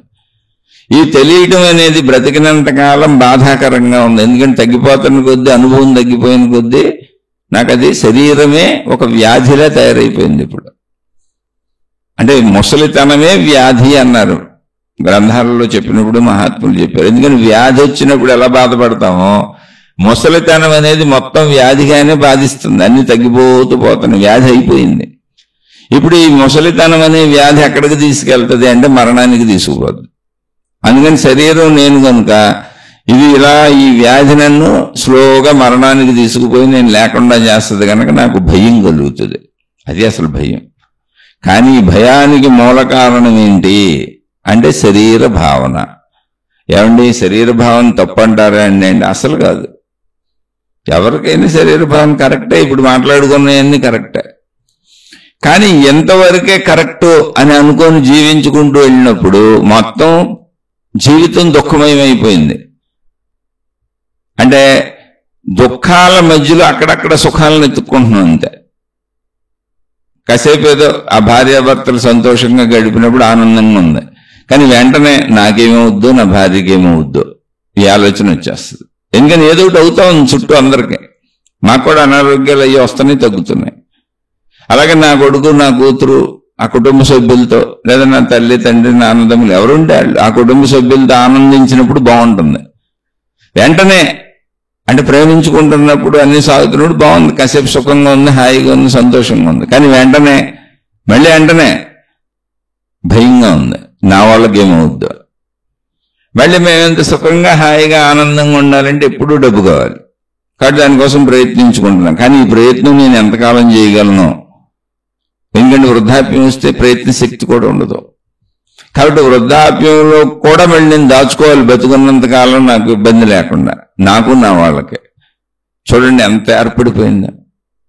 ఇదొక భయం. ఇది అబద్ధమా అంటే అబద్ధం కాదుగా, మంచి పచ్చి నిజం, సత్యమే. కానీ ఇది పరిమితత్వము, శరీర భావన చేత కలుగుతున్నటువంటి భావన నిజమే, కానీ ఇది శరీర భావం. మరి ఏమండి శరీర భావంలో ఎలాగే అనిపిస్తుంది కదా, ఇంకా ఇందులో ఏముందని చెప్పుకోవడానికంటే కాదు ఉంది, చెప్పుకోవడానికి చాలా ఉంది. అదే ఆధ్యాత్మికము. ఈ శరీర భావం అంతేంటి భౌతికము, తెలుస్తున్నది. శరీరం తెలుస్తూ తరుగుతూ పెరుగుతూ వెళ్తుంది, దాన్ని ఏం చేయలేం, అది అలాగే వెళ్ళిపోద్ది. అందుకని దాన్ని మర్చిపోవటమే బెటర్ అని మనిషి మర్చిపోతున్నాడు. ఏమీ చేయలేని చోట ఏం చేయాలి మనిషి? దాన్ని గుర్తు చేసుకోకూడదు, దాని వైపు చూడకూడదు, దాన్ని మర్చిపోవాలి. ఇంకో దాన్ని పట్టుకు ఎలాడుతూ ఉండాలి. దీన్ని మర్చిపోయి ఇంకో దాన్ని పట్టుకోవాలి. ఇది గుర్తు రాకూడదు. ఇది గుర్తొస్తే భయంగా ఉంది, బాధగా ఉంది, దుఃఖంగా ఉంది. దీనికి ఆపోజిట్లో ఏదన్నా పట్టుకు ఎలాడాలి నేను. అయితే సరే, ముందు ఆపోజిట్లో పట్టుకు ఎలాడటం అనేది ఏదో ఒకటి చేసుకుంటా ఉంటాడు మనిషి, అది వేరే విషయం. అసలు ఈ భావన నిజమే, ఇంతవరకు నిజమే, ఇది భౌతికం. మరి ఈ భౌతికము అనేటువంటి నా శరీరాన్ని నడుపుతున్నటువంటి నాలోని వ్యవస్థ ఒకటి ఉంది, నా అంతరంగం, అది ఆధ్యాత్మికము. అదేమవుతుంది అంటే దాని గురించి తెలుసుకోనప్పుడు, శరీరము నేనే అనుకున్నప్పుడు మొత్తంగా నేను పోతాను అనుకుంటున్నాడు మనిషి. అక్కడితో అయిపోయింది స్టోరీ అని. అందుకని మరణ భయము. కానీ ఆధ్యాత్మికంలోకి వెళ్తే అసలు నువ్వు మరణించవు అని చెబుతున్నారు అక్కడ. అది ప్రాబ్లం. నువ్వు అందుకు తెలుసుకోవాలి దాన్ని. ఇక్కడ పెద్ద సత్యం అది. కానీ అది ప్రాబ్లమే అందరికి. ఎందుకంటే అది తెలుసుకోరు. తెలుసుకోవడానికి లోపలికి వెళ్ళి టైం కేటాయించరు. ఇదంతా అసలు ఎక్కడ అనిపిస్తుంది, కానీ అది నీలో ఉన్న సత్యమే. చిత్రం ఏంటంటే అది నీలోనే ఉంది, అది నువ్వే. చాలా చిన్న విషయం ఇది, కానీ మనిషికి లోపల చూడని వాడికి అది చాలా పెద్ద విషయం, లోపల చూసుకునేవాడికి అది చాలా చిన్న విషయం. ఆధ్యాత్మికతలో నీకు చావు లేదు అని చెబుతున్నారు. ఎందుకని అంటే శరీరము పెరగటం తెలిసింది, తరగటం తెలిసింది. శరీరంలో బాధ తెలిసింది, నీరసం తెలిసింది, ఆనందం తెలిసింది, సంతోషం తెలిసింది. అది కనపడుతుంది. శరీరంలో వృద్ధాప్యం కనపడుతుంది బాహాటంగా. కానీ ఆలోచనలలో శక్తి సన్నగిల్లింది ఎక్కడన్నా? ఊహల్లో బలం తగ్గిందా? భావనలో బలం తగ్గిందా? అంటే ఆధ్యాత్మికంగా ఏం చెప్పుకున్నాం, నా మనసు మనోబలం తగ్గిందా? మీరు గమనించండి, మనోబలం తగ్గటం లేదు, పెరగటం లేదు. అది మొదటి రోజు నుంచి అలా ఉందో చివరి రోజు వరకు అలాగే ఉంటుంది. కానీ శరీరాన్ని ఆపాదించుకున్నప్పుడు, శరీరాన్ని దానికి కలుపుకున్నప్పుడు మీకు అది తగ్గినట్టు పెరిగినట్టు అనిపించవచ్చు. అది మీరు శరీర భావనే. మీరు భావలోకంలోకి వెళ్ళి చూడండి, అక్కడ తగ్గటానికి పెరగటానికి లేదుగా ఏమి. అసలు ఇక్కడ శరీరంలో పసిబిడ్డగా పుట్టినప్పుడు, ఎదుగుతున్నప్పుడు పెరగటం కనపడుతుంది. ఆ పెరుగుతున్న దశలో శక్తి పొందినట్టు శరీరంలో సాక్ష్యం కూడా కనపడుతుంది. శరీరం ఎదుగుతుంది, శక్తి పొందిన అనుభూతి కలుగుతుంది. మళ్ళీ అక్కడి నుంచి శక్తి తగ్గిన అనుభూతి కలుగుతుంది, దాంతోపాటు శరీరం తగ్గిన అనుభూతి తెలుస్తుంది. అది పదార్థముకి సంబంధించింది. పదార్థ బలహీనత, పదార్థ బలం అంతే. కానీ మనోబలం అంటే మనోబలం అంటే ఏంటి? భావములు, ఆలోచనలు, గుణములు, స్వభావం అవన్నీ లోపల అలాగే ఉన్నాయి. అవి తగ్గింది లేదు, పెరిగింది లేదు, అది బలహీనమయ్యేది లేదు, అది బలమయ్యేది లేదు. ఎందుకని అది అసలు పదార్థము వలె లేదు. దాని స్వరూపము, స్వభావము పదార్థము కాదు. అందుకే మనకు అది ఎప్పటికీ కనపట్టలేదు, వినపట్టలేదు, తెలియబట్టలేదు, కానీ ఉందని తెలుసు. అక్కడ లోపలికి వెళ్ళినప్పుడు గమనించుకొని అది ఎలా ఉందో గమనించుకో, ఎక్కడ ఉందో గమనించుకో అన్నారు. అంటే ఎలా ఉందో నాకు తెలియట్లేదు, ఉందని తెలుసు. ఎక్కడ ఉందో కూడా నాకు తెలియట్లేదు, ఉందని అయితే తెలుసు. ఇదే మనిషి సమాధానం. అప్పుడు దాన్ని తెలుసుకునే ప్రయత్నం చేసినటువంటి మహాత్ములు, అంటే మనం తెలియని వాళ్ళని మాట్లాడుకుంటున్నాగా, ఇక్కడి నుంచి మహాత్ములు ఎలా చెప్పారనే మాట్లాడుకోవాలి. ఎందుకంటే నాకు కూడా అనుభవం లేదు. దాన్ని తెలుసుకునే ప్రయత్నం అంటే ఆధ్యాత్మికతలోకి ప్రవేశించిన మహాత్ములు. ఆధ్యాత్మికతలోకి ప్రవేశం ఎక్కడ మొదలైంది? నీ అంతరంగంలోకి నువ్వు వెళ్ళి దాన్ని తెలుసుకునే ప్రయత్నం చేసినప్పుడు మాత్రమే ఆధ్యాత్మికత మొదలైంది. ఇది గమనించాలి మనం. అప్పటి వరకు భౌతికమే మొత్తం. మేము ఆధ్యాత్మికంలో ఉన్నామని అనకూడదు, మీరు తప్పది. కావాలంటే మేము మతంలో ఉన్నాం, మేము గురువుతో ఉన్నాం, మేము దేవుడితో ఉన్నాం, మేము భక్తిలో ఉన్నాం, ఇలా చెప్పుకోవచ్చు. మేమేదో మతపర సాధనలు చేసుకుంటున్నాం, దైవీపర సాధనలు చేసుకుంటున్నాం, గురువులు చెప్పిన సాధనలు చేసుకుంటున్నాం, మేము గ్రంథాలు పట్టుకు తిరుగుతున్నాం, అవన్నీ చెప్పుకోవచ్చు. దాన్ని ఆధ్యాత్మికత అని చెప్పకూడదు. ఆధ్యాత్మికత నీ అంతరంగాన్ని నువ్వు తెలుసుకుందామని శరీరాన్ని ఆపేసి నీ లోపలికి నువ్వు వెళ్ళినప్పుడు మాత్రమే మొదలయ్యేది ఆధ్యాత్మికత. దాన్ని ఆత్మజ్ఞానము అంటారు. మిగిలిన మీరు చేసేవన్నీ భౌతిక ప్రక్రియలు. మతాలు భౌతికాలు, మత ప్రార్థనాలయాలు భౌతికాలు, మత ఆచార వ్యవహారాలు భౌతికాలు, మత సాధనా విధానాలు భౌతికాలు, దైవ సాధనా విధానాలు భౌతికాలు. ఇవన్నీ భౌతికమే. భౌతికంలో మనం అనేక వృత్తి, వ్యాపార, ఉద్యోగాలు ఎలా చేసుకుంటామో, భౌతికంలో మన ఇల్లు, కట్టడాలు ఎలా నిర్మించుకుంటామో అంత ఆధ్యాత్మికమని, అంటే దైవీపర మతపరమైన అలాగే పెట్టుకున్నారు. కానీ చలికి చాలా మంది దాన్ని కూడా ఆధ్యాత్మికం అనుకుంటున్నారు. కాదు, అదొక మతం, అదొక మార్గం, అదొక దైవ విధానం, అదొక గురువో మాతాజీనో తయారు చేసుకున్నారు. అక్కడ వాళ్ళు ఆ పేర్లు పెట్టుకున్నారు. అవి కూడా పేర్లే, కానీ అది ఆధ్యాత్మికత కాదు. ఆ వేరియేషన్ క్లారిటీగా తెలుసుకోండి. అది ఆధ్యాత్మికం అస్సలు కాదు. ఆధ్యాత్మికము అంటే నీ శరీర దృష్టిని కూడా నువ్వు వదిలి నీ అంతరంగంలో దృష్టిని పెట్టి అసలు ఈ అంతరంగం ఏంటి అని నువ్వు తెలుసుకుందామని చేసేటువంటి ప్రయత్నం ఆధ్యాత్మికం. అక్కడ స్టార్ట్ అవుద్ది అసలు ఆధ్యాత్మికం. అంతే తప్ప ఇదంతా ఆధ్యాత్మికం కాదు. ఇప్పుడు అలా దృష్టిని పెట్టినటువంటి మహాత్ములు అసలు నా ఆలోచనలు, నా భావాలు, నా జ్ఞాపకాలు, నాకు సంబంధించిన లోపల ఆధ్యాత్మిక ప్రపంచం మొత్తం ఎలా ఉంది, ఎలా ఏర్పడింది అని పరిశీలన మొదలుపెట్టారు. అలా పరిశీలన మొదలుపెట్టినప్పుడు అక్కడ జరిగిన అద్భుతాలు ఏమీ లేవు, మనలోనే కదా అది ఏర్పడింది. పరిశీలించుకుంటే సరిపోద్ది, అంతే, ఏముంది అందులో అన్నప్పుడు వాళ్ళకి ధ్యాస అసలు ఫస్ట్ బిడ్డ పుట్టినప్పుడు, అంటే బిడ్డ పుడితే అన్న ఆలోచనకి వెళ్ళింది. అంటే పుట్టినప్పుడు తెలుసుగా, బిడ్డలు కనపడుతున్నారుగా, మన గురించి మనకు తెలియపోయినా. పసిబిడ్డగా ఉన్నప్పుడు అన్న స్థితికి వెళ్ళిపోయారు. మొట్టమొదట శరీరం ఎక్కడ మొదలైంది? తల్లి గర్భం నుంచి పుట్టినప్పుడు. వెళ్ళినప్పుడు బిడ్డకు మనసు లేదు అక్కడ, అసలు అక్కడ బిడ్డకు మనసే లేదు. బిడ్డ ఉంది, బిడ్డ శరీరములో ఇంకోటి ఉంది, ప్రాణము అనేది ఉంది. లేకపోతే చనిపోయిన బిడ్డ అంటున్నారు. ఇప్పుడు చనిపోయిన మనిషిని ప్రాణం లేదు అంటున్నాం మనం. ఇలా పరిశీలించినప్పుడు వాళ్ళకి ఇది గుర్తొచ్చింది. అవును, నిజం కదా, బిడ్డగా వచ్చాం, ప్రాణశక్తి ఉంది, శరీరం ఉంది, అంతే. శరీరంలో ఇప్పుడు మనం అన్ని ఇంద్రియాలు ఉన్నాయి. అంటే భౌతికమని మనం అంటున్న మొత్తం శరీరం ఉంది, ఇంద్రియాలు అన్నీ ఉన్నాయి. అక్కడి నుంచి ఆ ఇంద్రియాలతో గ్రహించటం మొదలు పెట్టాం. ఎవరన్నా ముట్టుకుంటే తెలిసింది, పట్టుకుంటే తెలిసింది, శబ్దాలు తెలిసింది, అవన్నీ నా లోపలికి వచ్చి ప్రాణశక్తితో కలిసినాయి. అంటే ప్రాణశక్తితో కలిసి శరీరం బయటికి వెళ్ళి ప్రయత్నించింది ఇంద్రియాల ద్వారా. ప్రయత్నించిన వాటిని అన్నింటినీ అనుభవాలుగా, అంటే ఇంద్రియాలతో గుర్తించిన అన్నింటినీ అనుభవాలుగా మళ్ళీ ప్రాణశక్తి గుర్తుపెట్టుకుంది. మళ్ళీ గుర్తుపెట్టుకున్న వాటితో శరీరం ద్వారా బయటకు వెళ్తుంది, ఇంద్రియముల ద్వారా బయట ప్రపంచంలో విషయాలన్నింటినీ మళ్ళీ అనుభవిస్తుంది శరీరం ద్వారా, ఇంద్రియాల ద్వారా. మళ్ళీ అనుభవాలను గుర్తుపెట్టుకుంటుంది. అంటే ఇవన్నీ అనుభవాలుగా ప్రాణశక్తిలో ఉన్నాయి.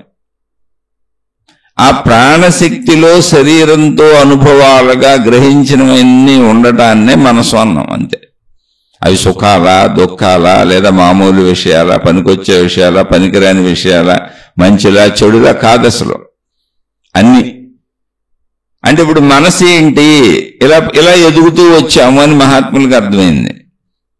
చిన్నతనం నుంచి అసలు ఇప్పుడు మన మనసు, మన గుణము, మన స్వభావము, నా అలవాట్లు, నాకు ఇది అలవాటు అయిపోయింది, నేను ఇలాగే ఉంటాను, ఇదే నా స్వభావం, నేను ఇలాగే మాట్లాడతాను, నా కోపతాపాలు, నాకు ఇది వ్యసనాలు, నేను ఇలాగే జీవిస్తాను, ఇయ్యే తాగుతాను, ఇయ్యే తింటాను, ఇలాగే జీవిస్తాను అనేటువంటి నన్ను నేను, ఇదే నా స్వభావం, ఇదే నా గుణం, ఇదే నా స్వరూపము అనేటువంటి ఒక దృఢ భావన మనం కలగజేసుకుంటూ ఎదుటి వాళ్ళకి కలగజేస్తూ ఎలా బ్రతుకుతున్నాం, దాన్ని అహంకారము అన్నారు. అంటే నా యొక్క స్వరూపము, నా గుణములు, నా ప్రవర్తన, నా విధానం అంతా. ఒక మనిషి యొక్క తన సొంత మనసుతో కూడి, ఆ మనసుతో కూడిన శరీరం ప్రవర్తించే తీరు అహంకారము. అంటే బయటికి మనం ఎక్స్పోజ్ అవుతుంది అహంకారము. అహం నేను ఇలా ఈ ఆకారంతో ఎక్స్పోజ్ అవుతూ ఉంటా. కోపం వచ్చినప్పుడు కోపంతో, కోపం అనేటువంటి ఆకారంతో ఎక్స్పోజ్ అవుతా. అరుస్తా కరుస్తా రూపం మారిపోవచ్చు. ఈర్ష్యాసూయులు వచ్చినప్పుడు అలా ఎక్స్పోజ్ అవుతా. ప్రేమ, దయ, జాలి వచ్చినప్పుడు ఇలా ఎక్స్పోజ్ అవుతా. ప్రతి భావమునకు శరీరంలో మార్పులు ఉంటాయి. ఆ శరీర ఆకృతి మారుతూ ఉంటుంది, ఆకారం మారుతూ ఉంటుంది. అది అహంకారం. అహం నేను, అది ఆకారాలు మారుస్తూ ఉంటుంది ఈ శరీరం, భావాలను బట్టి, భావోద్వేగాలను బట్టి. అలా అసలు మొత్తంగా నా మనసు, నా అహంకారం ఎలా తయారైంది అంటే చిన్ననాటి నుంచి నేను పోగేసుకున్న విషయాలు అసలు ఇందులో ఏ గొప్పతనం లేదని మహాత్ములకు అర్థమైంది. తను పరిశీలించుకున్న మహాత్ములకు అర్థమైపోయింది. ఆధ్యాత్మికతలోకి ప్రవేశించి పరిశీలించుకున్న మహాత్ములకు ఏమర్థమైందంటే అసలు ఈ గుణం నాది కాదు, ఈ స్వభావం నాది కాదు, ఈ ప్రవర్తన నాది కాదు. ఏదైనా నేను ప్రవర్తిస్తున్నటువంటిది ఏదైనా సరే నేను పోగేసుకు తెచ్చుకున్నదే తప్ప నాది కాదు, నేను కాదు. ప్రపంచం నుంచి నేను గ్రహించింది అంతే, పోగేసుకున్నాను అంతే తప్ప అది నేను కాదు. కాబట్టి నేను ఏదైనా ఇప్పుడు మానేయగలను, మార్చుకోగలను, మళ్ళీ నేను కొత్త మనసు తయారు చేసుకోగలను. కానీ ఈ ఆధ్యాత్మికతలోకి వెళ్ళని వాళ్ళు ఎవరున్నారో, అంటే లోపలికి వెళ్ళి తమను తాము గమనించుకొని ఇది ఇలా జరిగింది, నా శరీర ప్రాసెస్ ఎలా జరిగింది, నా మనసు ఎలా ఏర్పడింది, నా అహంకారం ఎలా ఏర్పడింది, నా స్వభావం ఎలా ఏర్పడింది, నా గుణాలు ఎలా ఏర్పడినాయి, అందువలన నేను శరీరంతో ఇలా అహంకారంతో ప్రవర్తిస్తున్నాను. అహంకారము అన్నప్పుడు అహం నేను ఆకారములు మారుస్తూ ఉంటుంది. అంటే భావాలను బట్టి నా ఆకృతి, ఆకారం నా ఫేస్ లో మారిపోతూ ఉంటాయి. Face is the index of mind అన్నారు ఇంగ్లీష్లో ఎవరో మహానుభావులు చెప్పారు. Face is the index of the mind అని. ఇండెక్స్ అంటే విషయ సూచిక. విషయ సూచిక అంటే ఏంటంటే ఒక పుస్తకాన్ని రచించిన వాళ్ళు ఆ పుస్తకంలో ఏ పేజీలలో ఏముందో అని ముందు విషయ సూచిక ఇస్తారు. ఎవరికి ఇంట్రెస్ట్ ఉన్న వాళ్ళు ఆ పేజీలకు వెళ్ళి చదివేసుకోవచ్చు. ఈ విషయ సూచిక చూసుకుంటూ ఈ పుస్తకంలో మొత్తం ఏం విషయాలు ఉన్నాయి అని విషయాలను సూచించేది విషయ సూచిక. అలాగే face is the index of mind అంటే నీ ముఖము నీ అంతరంగములో ఉన్న విషయముల యొక్క సూచిక అని చెప్పారు. నీ ముఖంలో నీ అంతరంగంలో భావాలు ఏమున్నాయో, విషయాలు ఏమున్నాయో అవన్నీ సూచిస్తూ ఉంటుంది. అందుకని నవ్వు వచ్చినప్పుడు నవ్వుతావు, ఏడుపు వచ్చినప్పుడు ఏడుస్తావు, బాధ వచ్చినప్పుడు ఒకలా పెడతావు, ఈర్ష వచ్చినప్పుడు ఇంకోలా పెడతావు. భావాలన్న ఫేస్ ఫీలింగ్స్ ని మార్చలేవు, శరీరం యొక్క కంపనలు మార్చలేవు. అందుకని ఆకారములు మారుస్తూ ఉంటుంది శరీరం. అహంకారము అంటే అది. అహం అంటే నేను, అది ఆ అహం నేను అనేటువంటిది అనేక ఆకృతులు మారుస్తూ ఉంటుంది. ఎలా మారుస్తుంది అంటే కోపానికి ఒక ఆకృతి, దయకు ఒక ఆకృతి, ప్రేమకు ఒక ఆకృతి, ఈర్షికి ఒక ఆకృతి. అలా మన భావాలు మారినప్పుడల్లా మన శరీర ఆకృతులు కూడా మారుతాయి. ఫీలింగ్స్ ని చూపిస్తాం బయటికి. అది అహంకారం. ఇదంతా ఎలా ఏర్పడింది అంటే ఏమీ లేదు, నేను చిన్నప్పటి నుంచి చుట్టూ ఉన్న వాళ్ళని చూసి నేర్చుకొని లోపలేసుకున్నా అంతే. అది అసలు నాది కానే కాదు, ఎవడెవడదో. ఎంతమందిని చూశానో వాళ్ళందరికీ లోపల వేసుకున్నా. అసలు ఎవరయ్యాయి లోపల వేసుకొని నాయ అనుకొని నేను బతికేస్తున్నా. ఎంత చిత్రమో చూడండి. ఇది మహాత్ములకు అర్థమైంది. అరే ఇక్కడ ఏమీ లేదు, అసలు ఊరికినే చిన్నతనం నుంచి లోపల వేసుకున్న వాటిని నావనుకొని వాటిని వదలలేను అనుకొని అదే నేను అనుకొని అదే నా సర్వస్వం అనుకొని అవే నా గుణాలని అవే నా స్వభావం అని అవే నా అలవాట్లని అవే నా ఇష్టాలని అవే నా అయిష్టాలని నేను ఎందుకు ఎంత ఇదిగా బతికేస్తున్నాను. ఇందులో అసలు ఏమీ లేదు, అది ఊరికినే చెత్త, అందరి నుంచి పోగేసుకున్నాను. ఆ చెత్తని నేను ఎలా కావాలంటే అలా సరి చేసుకోవచ్చు. ఎందుకని మళ్ళీ పోగేసుకోవటం మళ్ళీ మార్చుకోవటమే కాదు. నేను కాదని నాకు అర్థమైతే చాలుగా. అది నేను అనుకుంటున్నాను కాబట్టి మార్చుకోలేను అనుకుంటున్నాను. నన్ను నేనట మార్చేసుకుంటానని అసలు మార్చుకోవాలన్న ఆలోచన కూడా పుట్టట్లా. అది నేను కాదని తెలిసినప్పుడు నేను కానిదేదైనా అసలు నన్నేమీ చేయలేదుగా. అది నేనే కానప్పుడు అది నన్నేం చేస్తుంది? జస్ట్ శరీరాన్ని ఉపయోగించుకుంటుందా అంతే. ఆకలిస్తే తింటాను, ఇదే తినాలి అనే అది నేనే నా కోరిక అయిపోయి నా అలవాటు అయిపోయి నా వ్యసనం అయిపోయి ఆ రుచి నేనే అనుకున్నప్పుడు ఆ రుచికి సంబంధించిన పదార్థం నాకు అలవాటు నా ఇష్టం నేను అది లేకపోతే ఉండలేనది నేనే, ఆ కోరిక నేనే అన్నప్పుడు నాకు దుఃఖం కలుగుతుంది. కాదు ఇదంతా పోగేసుకుంది, అందులో అసలు పెద్ద విషయమే లేదన్నప్పుడు మొత్తం మారిపోయింది. దాని బలమే తగ్గిపోయింది. అది బలహీనంగా అది నేను కాదు అని ఎప్పుడైతే తెలిసిందో అది చచ్చిపోయింది. దాన్ని బతికిస్తుంది నేనే. ఈ స్వభావం నేను కాదంటే స్వభావం చచ్చిపోయింది. ఇదంతా పోగేసుకున్నది నేను కాదనగానే అహంకారం చచ్చిపోయింది. ఈ గుణాలన్నీ పోగేసుకున్నాయే నేను కాదు, ఎవరెవరయో వాళ్ళని చూసి అలవాటు చేసుకున్నాను అనగానే గుణాలు చచ్చిపోయినాయి. ఈ అలవాట్లు ఈ వ్యసనాలు ఈ కోరికలు అన్నీ కూడా బయట నుంచి చూసి నేను నేర్చుకున్నవి. ఇవి నాకు కాదనగానే కోరికలు చచ్చిపోయినాయి, వ్యసనాలు చచ్చిపోయినాయి, అన్నీ చచ్చిపోయినాయి. దేనికి బలం లేదు. ఎందుకని నువ్వు కలిస్తేనే దానికి బలం ఉంది. అవి నువ్వు అయితేనే వాటికి బలం ఉంది. ఇప్పుడు అవి నిన్నేం చేయలేవు. ఇప్పుడు నువ్వు ఎలా ఉండాలనుకుంటున్నావో అలాంటిది మళ్ళీ నువ్వు తయారు చేసుకోవచ్చు. అలా ఉండొచ్చు, నీ ఇష్టం, నీ మనసు నీ ఇష్టం. నువ్వు తయారు చేసుకునే మనసు, నీ బుద్ధి, నీ ఆలోచన, నీ అహంకారం, నువ్వు దాన్ని చంపేయచ్చు, దాన్ని బతికించవచ్చు. రెండు నీ చేతిలోనే ఉన్నాయి. ఈ విషయం లోపలికెళ్ళి అంతరంగాన్ని చూసుకున్న మహాత్ములకు అర్థమయ్యి వాళ్ళు అలా జీవించడం మొదలుపెట్టారు. నేను నుంచి విడగొట్టేశారు దాన్ని. నేను కోరిక కాదు, నా కోరిక. తీర్చే తీర్చుకో, లేకపోతే వదిలే, నష్టం లేదు. ఇప్పుడు ధర్మంగా తీరితే తీర్చుకుందాం సహజంగా, లేకపోతే వదిలేద్దాం. ఎందుకని అది నేనేం కాదు, అది నేను ఊరికనే అలవాటు చేసుకున్నా. అది తీర్చుకోపోయినా నేనేం ఇప్పుడు నాకేం ప్రమాదం లేదు, నాకేం అవ్వదు, నేనేం అయిపోను. అలా అన్ని విషయాలలోనూ ధర్మంగా మంచిగా ఇబ్బంది లేకుండా, ఎవరికి ఇబ్బంది కలిగించకుండా, నాకు ఇబ్బంది లేకుండా నేను తీర్చుకోగలిగినవన్నీ తీర్చుకుంటా ఉంటా. నేను తీర్చుకోలేనివన్నీ వదిలేస్తా ఉంటా. ఎందుకంటే అవి నేను కాదు, జస్ట్ నేను అనుభవించేవి. అవి వదిలేసినా నాకు వచ్చిన నష్టం లేదు. నా స్వభావం నేను కాదు, నా గుణం నేను కాదు, నా స్వరూపము ఈ రూపం ఏది ఉందో ఇది కూడా అంటే అహంకార రూపం. అనేక భావాలు మారుతూ ఉంటాయని చెప్పాను. అవి కూడా నేను కాదు, నేను ఎలా కావాలంటే అలా మార్చుకోవచ్చు. ఇవన్నీ పోగేసుకున్నవి, నేను కాదు, నేను పోగేసుకున్నవి. నా ఇష్టాయిష్టాలనేవి ఏమీ లేవు, ఊరిని పోగేసుకున్నవి. నాలో కలిసిపోయినవి అయితే ఏమీ లేవు అనేటువంటి ఒక దృఢతను వాళ్ళు సాధించుకున్నారు సత్యం అర్థమైనప్పుడు. అప్పుడు వాళ్ళు ధర్మము మంచిగా మాత్రమే జీవించాలి అని చెప్పారు. ఎందుకనంటే అలా జీవించే వాళ్ళకి ఆధ్యాత్మికత అర్థమవుతుంది అని. ఆధ్యాత్మికత అర్థమైన వాళ్ళు అలా జీవిస్తారు అని. ఇప్పుడు ఆధ్యాత్మికంలో వాళ్ళు వెళ్ళి లోపలికి వెళ్ళి తమను తాము గమనించుకున్నప్పుడు ఇవన్నీ అర్థమైనప్పుడు వాళ్ళ జీవన శైలి మారిపోయింది.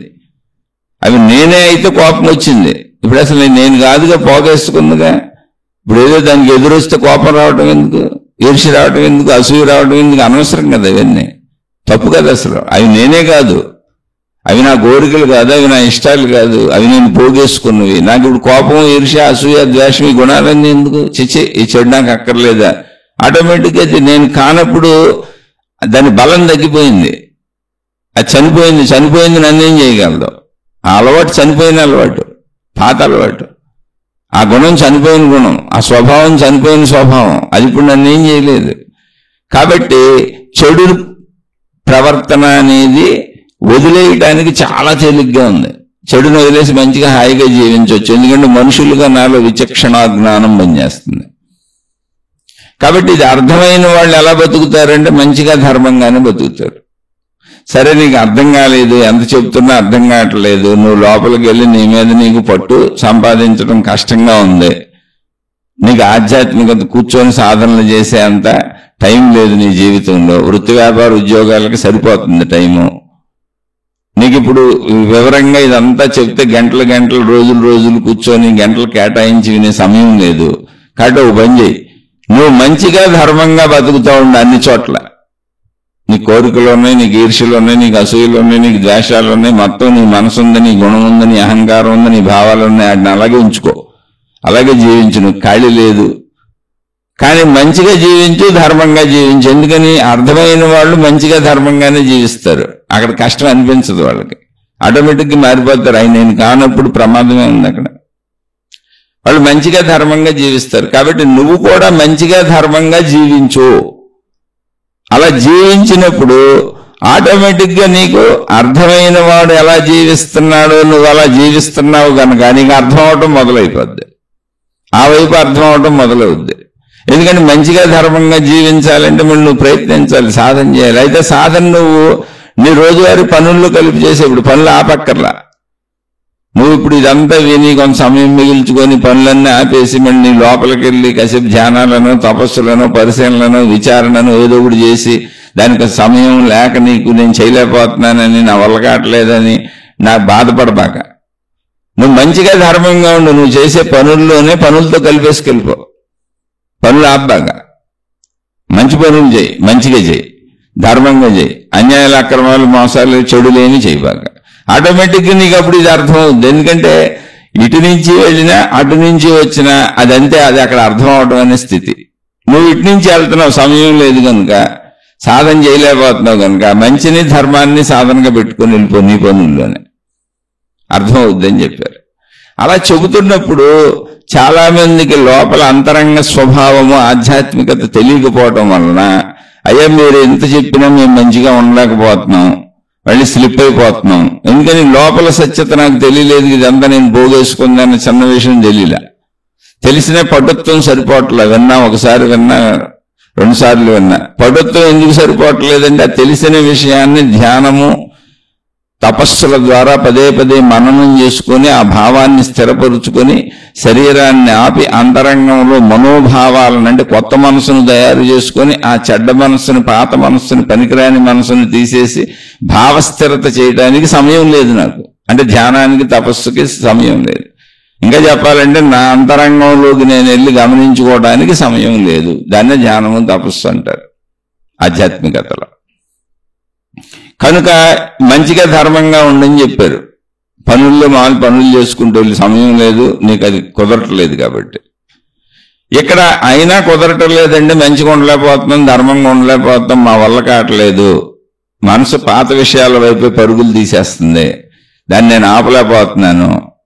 ఇక్కడ అసలు సమయం ఉండటం, సమయం లేకపోవటం కాదు, నా వల్ల కావట్లేదు, నేనేంటో నాకు ఎంతైనా అది అర్థం అవ్వలేదు, అసలు నేను సామాన్యంగా ఉన్నాను, మళ్ళీ నా లోపల నా ఆధ్యాత్మికత, ఈ మనసు, ఈ గందరగోళం నాకేం అర్థం అవ్వట్లేదు, నాకు కొంచెం తేలిగ్గా అర్థమయ్యేలా చెప్పండి అంటే అప్పుడు ఏం చేశారంటే నిరంతరం శరీరానికి కదలటం అలవాటు.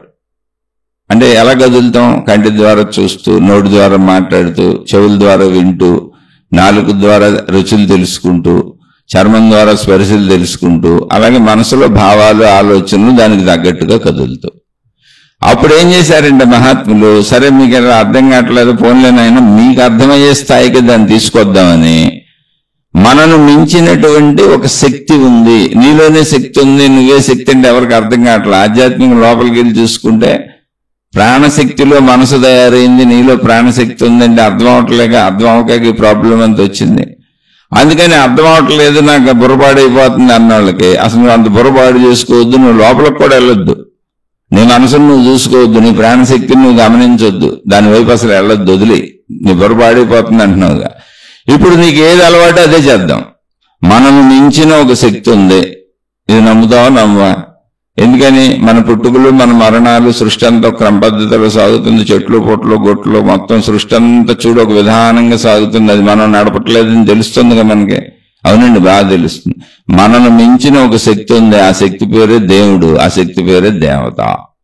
మళ్ళీ పేర్లు పెట్టారు అక్కడ.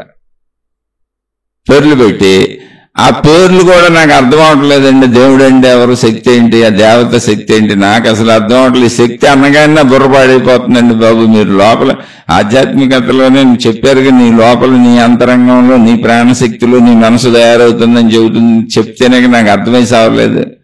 నా మనసు అర్థం అవ్వలేదు, నా ప్రాణశక్తి అర్థం అవ్వలేదు, అసలు లోపలికి వెళ్తుంటే బుర్రపాడైపోతుంది నాకు. అందుకే చాలా మంది బాబాయ్ మేము ధ్యానం చేయలేమంటారు. నిజమే, తప్పేం లేదు. ఒక్కొక్క స్థితి ఒక్కొక్కళ్ళకి అర్థమవుతుంది, ఒక్కొక్కళ్ళకి అర్థం అవుతుంది. అందులో అందరికీ అన్నీ అర్థం అవ్వాలని లేదుగా.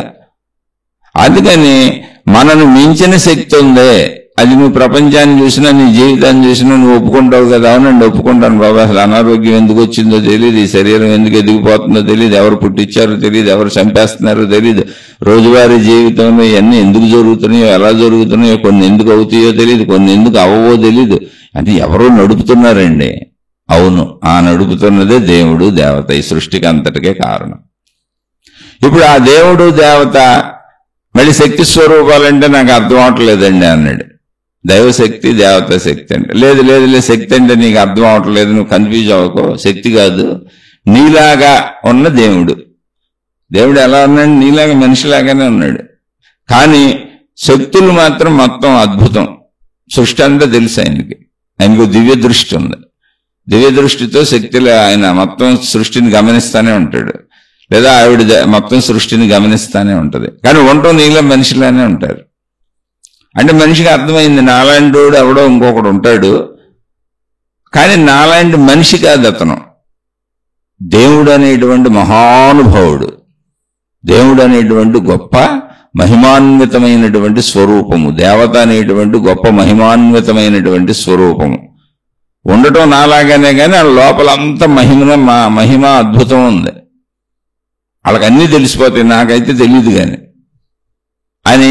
అక్కడ ఆ దేవుడికి మహిమలు, అద్భుతాలు, మాయలు, అంటే ఆ దేవుడు మహిమలు చేయగలడు, నీ గురించి సర్వం తెలుసు, ప్రపంచం మొత్తం తెలుసు అనేటువంటిది అదే మహిమ అద్భుతం అయిపోయింది. ఇంతగా వాళ్ళు చెబుతుంది అక్కడ శక్తి గురించి. శక్తి అంటే వీళ్ళకి అర్థం అవట్లా, ప్రాబ్లం అక్కడ వచ్చింది. అందుకని మనిషి రూపంలో ఉన్న దేవుడు దేవతలను మనిషికి చూపించాల్సి వచ్చింది. కానీ వాళ్ళు చూపిస్తుంది శక్తినే. శక్తి అంటే గందరగోళం పడిపోతున్నారు, అర్థం అవట్లా. అప్పుడు ఆ దేవుడికి మళ్ళీ మనిషికి ఎలా పేర్లు ఉన్నాయో, మళ్ళీ దేవుడు అంటే ఏంటి, అనేక దేవుళ్ళు అనేక దేవతలు వచ్చారు ఎక్కడికక్కడ.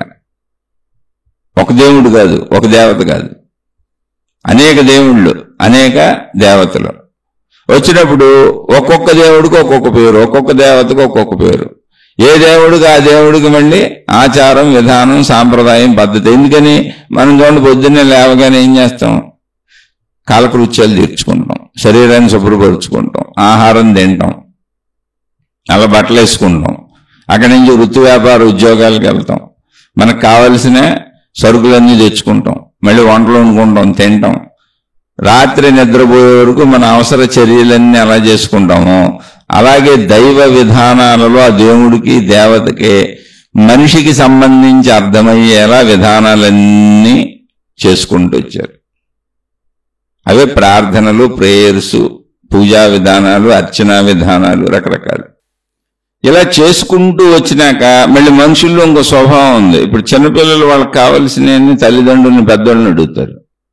ఇప్పుడు మరి పెద్దవాళ్ళు, చిన్నపిల్లలు అందరూ తమ వల్ల కాని అన్ని ఎవరిని అడగాలి? దేవుణ్ణి అడగాలి. అందుకని దేవుణ్ణి అడగటం అనే సాంప్రదాయం వచ్చింది. అలాగే అడగటం అనేది ఏంటి, నన్ను రక్షించు, నన్ను కాపాడు, మొత్తం దేవుణ్ణి అడగటం. దానికి ఇంకే పేర్లైనా పెట్టుకోండి మీరు. అవి ప్రార్థనల్లో అడుగుతారా, లేకపోతే అర్చనల్లో అడుగుతారా, ఎవరి మతానుసారం వాళ్ళు అడగటం అనేది ఒకటి వచ్చింది. అంటే అది మనిషికున్న అలవాటు. మనిషికున్న అలవాట్లే ఉంటాయి. మీరు చూడండి మొత్తం ఈ దైవీ సంబంధ భక్తి విధానాలన్నింటిలో. ఎందుకంటే శక్తి అర్థమవన చోట భక్తిని తయారు చేశారు. ముందే చెబుతున్నాను నేను. మనసుకి శరీరానికి ఏం అలవాట్లో అదే అలవాట్లను ఇక్కడ పెట్టారు అంతే. ఎందుకని నువ్వు శక్తి అని నీ ఆధ్యాత్మికతని అంతరంగంలోకి వెళ్ళటం నీకు అర్థం అవటం లేదు కనుక వాళ్ళకి చెప్పింది. అది నేను చేయలేకపోతున్నాను, నాకు కుదరటం లేదు అంటున్నారు కనుక వాళ్ళ కోసం ఏర్పాట్లు చేశారు. అంటే ఒక స్థిరత ముందు రావటం కోసం నిన్ను తప్పించి బయట చూపించారు. అంటే బయట మనిషి బయట తిరుగుతాడు భౌతిక ప్రపంచంలో. అలా భౌతిక దేవుణ్ణి తయారు చేశారు, భౌతిక దేవతను తయారు చేశారు, భౌతిక విధానాలు తయారు చేశారు. భౌతికమైన క్రియలు మనిషి చేస్తూ ఉంటాడు, అలా భౌతిక క్రియలు తయారు చేశాడు. అలా చేసుకుంటూ మనిషిగా అడిగే అలవాటు ఉందిగా, కాబట్టి అడిగేయన్నీ పెట్టారు.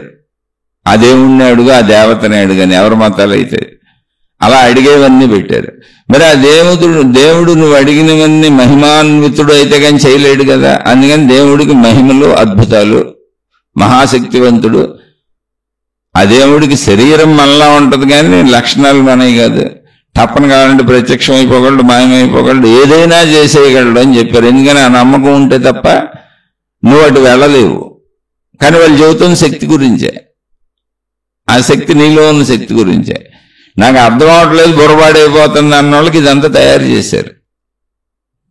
సరే, అడిగే అలవాటు మీద అడగటం తయారు చేశారు. ఇలా అడగటం తయారు చేసినాక మనిషికి ఉండే లక్షణాల ప్రకారం ఏమేమి ఉంటాయో అవన్నీ అక్కడ కూర్చారు.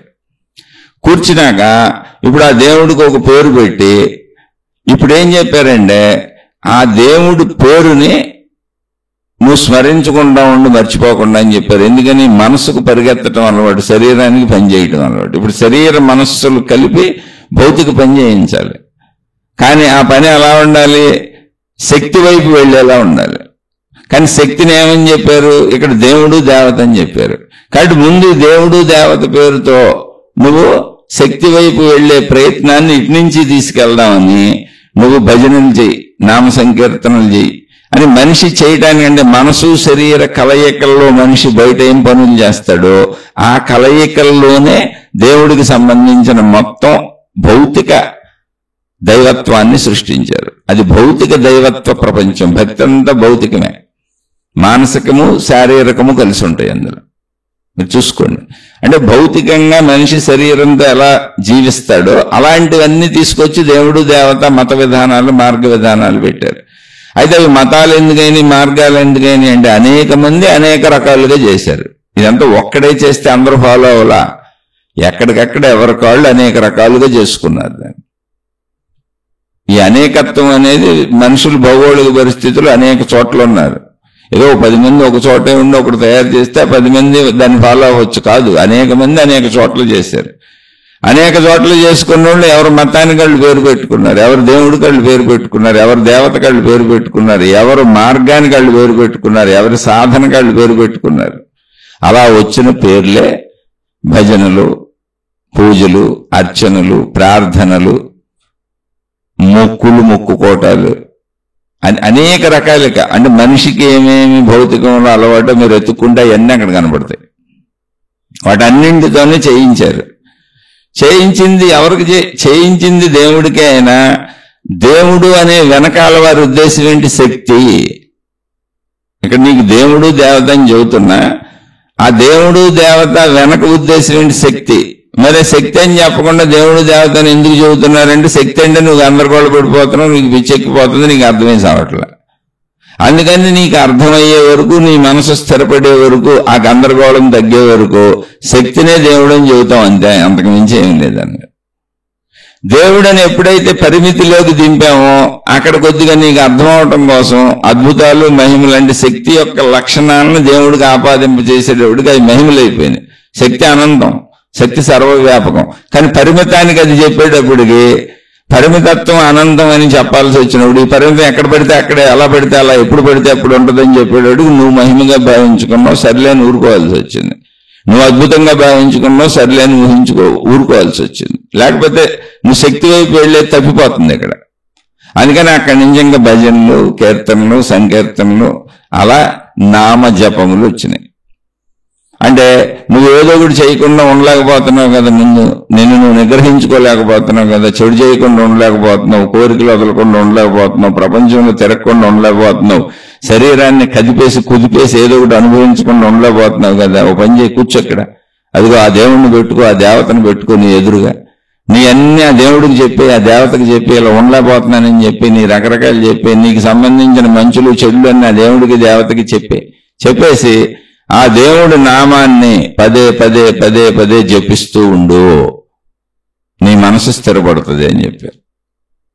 మీరు చూడండి, గమ్మత్తైన విషయం ఉంటుంది మనకి. మీరు ఎప్పుడైనా సరే ఒకే విషయాన్ని అనేక సార్లు చేస్తే ఆ విషయం మీకు సహజము సరళము అయిపోయి మీరు అసలు తర్వాత అప్రయత్నంగా దాన్ని చేసేస్తూ ఉంటారు. మనం రోజువారీ చేసే దినచర్య క్రియలేవే. ఇప్పుడు మొట్టమొదటి సైకిల్ నేర్చుకునేటప్పుడు, వాహనం నేర్చుకునేటప్పుడు, లేదా భాష నేర్చుకునేటప్పుడు, అక్షరాలు నేర్చుకునేటప్పుడు, డ్రైవింగ్ నేర్చుకునేటప్పుడు మొదట చాలా కష్టంగా ఉంటుంది. అలా అనేక సార్లు చేసేసి అది అలవాటు అయిపోయినాక అది ఏదైనా కానీ వంట చేయటం కానివ్వండి, ఇంటి పనులు కానివ్వండి, ఏ పనైనా, విమానాలు తోలటం అయినా, ర్యాకెట్లు తోలటం అయినా, ఏ చిన్న పని నుంచి ఆ పెద్ద పని వరకైనా మొదటిలో కష్టంగా ఉంటుంది. అది చేసేసి అది అలవాటు అయిపోయినాక, అంటే శరీర మనస్సులకు అది అలవాటు అయిపోయినాక అది ఒక సహజత్వానికి వెళ్ళిపోద్ది. అది పెద్ద ఇబ్బంది అనిపించదు. అందుకే చూడండి, మనం డ్రైవింగ్ చేస్తూ మళ్ళీ ఏదో సెల్ ఫోన్లు మాట్లాడేసుకుంటూ డ్రైవింగ్ సునాయాసంగా చేసుకుంటూ రోజువారీ వెళ్ళిపోతున్నాక నేనేదో కొత్తగా డ్రైవింగ్ నేర్చుకున్నప్పుడు పడుతున్న శ్రమలా అది అనిపించదు. అలా నిరంతరం నామం చేయటం, నామస్మరణ అనుకోవటం, ఒకే నామాన్ని పదే అనేకంగా అనుకోవటం. అదే మళ్ళీ మీరు గమనించండి, భజనలు, ప్రేయర్లు ఇటువంటివి అయితే రకరకాలు మారిపోతున్నప్పుడు ఉద్వేగాలు కలుగుతూ ఉంటాయి, మార్పులు కూడా కలుగుతూ ఉంటాయి. ఒక ఉత్సాహాలు కాసేపు ఎగిరి గంతులు వేయడం, అవి చేయడం రకరకాలుగా మారిపోతూ ఉంటుంది. కానీ నామజపము అనేది వచ్చేటప్పటికి నామజపంలో 3 స్థాయిలు చెప్పారు. మొదట నోటితో బిగ్గరగా చెప్పడం నామజపం. నామ సంకీర్తనలు, సంకీర్తన అంటే దాన్ని వాళ్ళ ఇష్టం వచ్చినట్టు రకరకాలుగా చెప్పుకుంటుంటారు. అక్కడ మళ్ళీ శరీరం అవన్నీ భౌతికంలో లాగా రకరకాల వెరైటీలు మారిపోతూ ఉంటాయి. అది నిన్ను ముందుకు తీసుకెళ్దాం, అది కాసేపు ఉత్సాహాన్ని ఆనందాన్ని ఇస్తుంది అంతే. ఇక్కడ అలా కాదు, నామ జపం అనేది నీకు ప్రత్యేకించి నువ్వు చేసుకుంటావు. అలా ఒకే నామాన్ని పదే జపిస్తూ ఉంటే ముందు గట్టిగా నోటితో చెప్పడం, ఆ నోటితో చెబుతున్నప్పుడు మనసులో అది కూడా అనుకుంటూ ఉంటాం. మనసులో అనుకోకుండా నోటితో చెప్పలేం. ఆ రూపాన్ని ఊహించుకోవడం, ఆ రూపం ఎదురుగా పెట్టుకుంటాం అసలు. అలా చెబుతూ బాగా అలవాటు అయిపోయినాక మనకు తెలియకుండానే నోటితో బిగ్గరగా చెప్పకుండా ఊరికనే అలా పెదాలు కదుపుతూ బయటికి స్వరం వినపడకుండా మామూలుగా అలవాటు అయిపోద్ది. అంటే తగ్గిపోయింది. ఇప్పుడు శరీర కదలిక తగ్గింది. ఆ నామజపాల్లో 3 రకాలు చెప్పారనమాట. పెదాలు కదులుతాయి కానీ సౌండ్ రాదు. అంటే శరీరం కదులుతుంది, మనసు కదులుతుంది, ఎదురుగా ఆ దేవ రూపం ఉంది, నామం ఒకటే, ఒకే నామం. ఇలా కొంతకాలం చేసుకుంటూ వెళ్ళాక ఇంకా పెదాలు కలపాల్సిన అవసరం కూడా లేదు, మనసుకు అలవాటు అయిపోయింది. మనసు ఆ నామాన్ని స్మరించుకుంటూ కూర్చుంది. అప్పుడు నువ్వు కళ్ళు మూసేస్తావు, ఎదురుగా ఉందని చూడవు అసలు నువ్వు. అప్పుడు ఏమైంది, నీకు తెలియకుండానే నీ మనసులోకి కళ్ళు మూసుకొని వెళ్ళిపోయి అదే నామాన్ని స్మరించుకుంటూ అదే రూపాన్ని ఊహించుకుంటూ కూర్చున్నావు. కానీ అదే రూపం అదే నామం నీకు బాగా అలవాటు అయిపోయింది. ఒక డ్రైవింగ్ లాగా, ఒక పనిలాగా కొన్ని వేల లక్షల సార్లు చేసినాక అది నీకు సహజత్వం అయిపోయింది. అసలు చేస్తున్నట్టు కూడా అనిపించట్లా. అలా చేసి చేస్తున్నట్టుగా కూడా అనిపించని ఒక స్థితిలో నామాన్ని రూపాన్ని కూడా స్మరించకుండా తలంచకుండా ఆగిపోద్ది. అంటే ఇప్పుడు నీ అంతరంగంలో నీ మనస్సులో నువ్వు స్థిరంగా ఉండిపోయావు అంతే. అంటే శక్తిని తెలుసుకోవడానికి మొట్టమొదట ఆధ్యాత్మికతని ఎవరైతే మహాత్ములు లోపలికి వెళ్ళి తమను తాము అన్వేషించుకొని పరిశీలించుకొని గమనించుకొని మొత్తం మనకి లోపల మన మనసు మనం తయారు చేసుకున్నది అది ప్రాణశక్తిలో ప్రింట్ అయిందని అలా చెప్పారో ఇప్పుడు ఆ స్థాయికి నువ్వు వెళ్ళిపోయావు. ఇక్కడ నీ మనసులోకి వెళ్ళిపోవడం వచ్చేసింది. నీకు నామజపం ద్వారా వచ్చావు. ఒకే విషయాన్ని చేస్తున్నప్పుడు శరీర మనస్సులు అలా స్పందిస్తే అనేటువంటి సూత్రాన్ని కనుక్కొని ఇది వచ్చింది. కానీ నామజపానికి ముందు జరిగేటువంటి ప్రార్థనలు, అర్చనలు, ప్రేయర్స్, భజనలు ఇటువంటివన్నీ కూడా అవి మార్చేస్తుంటారు, రిథిమ్స్ మార్చేస్తుంటారు, రకరకాలు చేస్తుంటారు, గంతులు వేస్తుంటారు, డాన్సులు వేస్తుంటారు. తప్పంటలా, మంచిదే, నేను బోల్డ్ చేశాను. కానీ అవి నీకు స్థిరతను తేవవు. అవి నీ శరీరములో మనస్సులో ఒక ఉద్రేకమును, ఒక ఉత్సాహమును, ఒక ఆనందోత్సాహాన్ని, అలజడిని కలిగిస్తాయి. అంటే ఇష్టాలజడిని.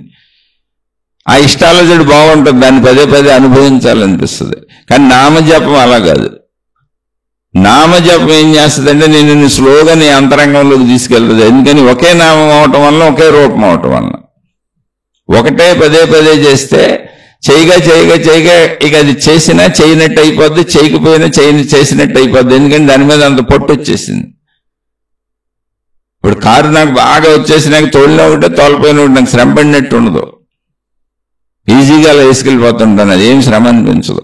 కానీ మొదటిసారి నేర్చుకున్నప్పుడు కంగారు పడిపోతుంటాను, భయపడిపోతుంటాను, బాధపడిపోతుంటాను, బాబోయ్ ఏమవుద్దు, బ్రేకులు విపరీతమైనటువంటి టెన్షన్కి లోనవుతుంటాను. అది ఉండదు. ఇక అలా మీ అంతరంగంలోకి వచ్చేసారు. ఇది నామజపము. నామజపం ద్వారా మీలోకి మీరు వచ్చారు. ఇప్పుడు అక్కడ నామం ఎగిరిపోయింది, రూపం ఎగిరిపోయింది, మీకు తెలియకుండానే మీ లోపల మీరు కూర్చున్నారు. అక్కడి నుంచి ఇంకా మీ లోపల మీకు కూర్చోవటం వచ్చేస్తుంది. మళ్ళీ అక్కడి నుంచి ప్రాసెస్ మామూలుగా వెళ్తుంది. ఏంటి, మీరు మళ్ళీ ఒకవేళ జ్ఞాన మార్గంలో ఆత్మజ్ఞానాన్ని తీసుకుంటే, లేకపోతే మీరు అక్కడ మళ్ళీ దేవుళ్ళు, మహిమలు, మాయలు, ఆ దైవ లోకాలు, ఆ దేవుడికి ఒక కొత్త విధానం, కొత్త లోకం, మీరందరూ ఆ దేవలోకంలో కూర్చోవటం, ఆ దేవుడు విడిగా ఉండడం, మీరు విడిగా ఉండడం, ఇలా బళ్ళు సృష్టించారు. ఇక అది మీ ఇష్టం, మీరు ఎవరైతే వెళ్తారో తెలియదు. కానీ లోపలికి వెళ్ళడానికి అక్కడ దారి వచ్చింది.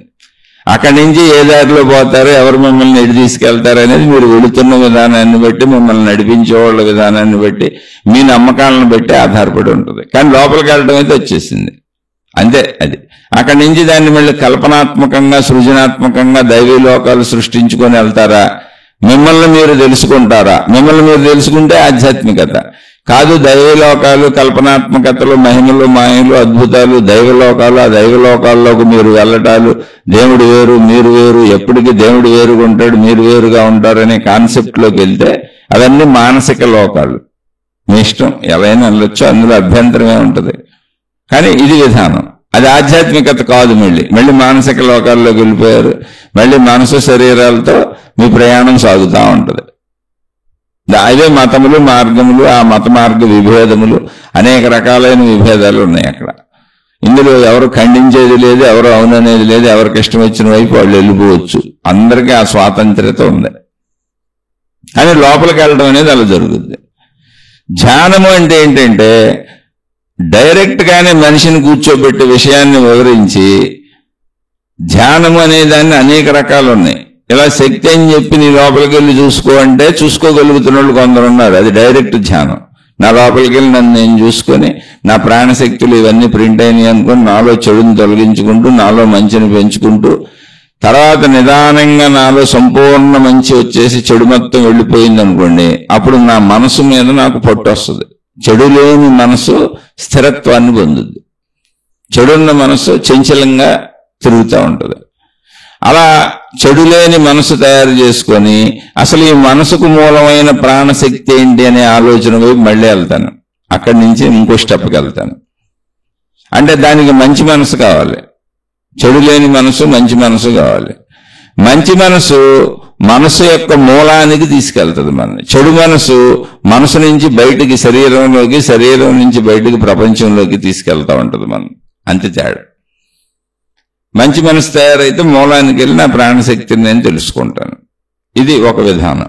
ఏమంటే నాకు ఇలా కుదరట్లేదండి, నేనే కూర్చొని నా ఆలోచనలు గమనించుకొని, నేను నాలో చెడుని మంచిని చూసుకొని చెడుని తొలగించుకోలేకపోతున్నానండి, మళ్ళీ నాకు ఇక్కడ కష్టంగా ఉందండి అంటే, ధ్యానం వరకు కూర్చోగలుగుతున్నాను, కళ్ళు మూసుకోగలుగుతున్నాను, కానీ ఇవన్నీ చేయలేకపోతున్నాను అన్నప్పుడు, అప్పుడు ధ్యాన విధానాలు అనేకం సృష్టించి చెప్పారంటే, ఇంకో కొత్త కొత్త విధానాలు సృష్టించి ముందు ఇచ్చేయి.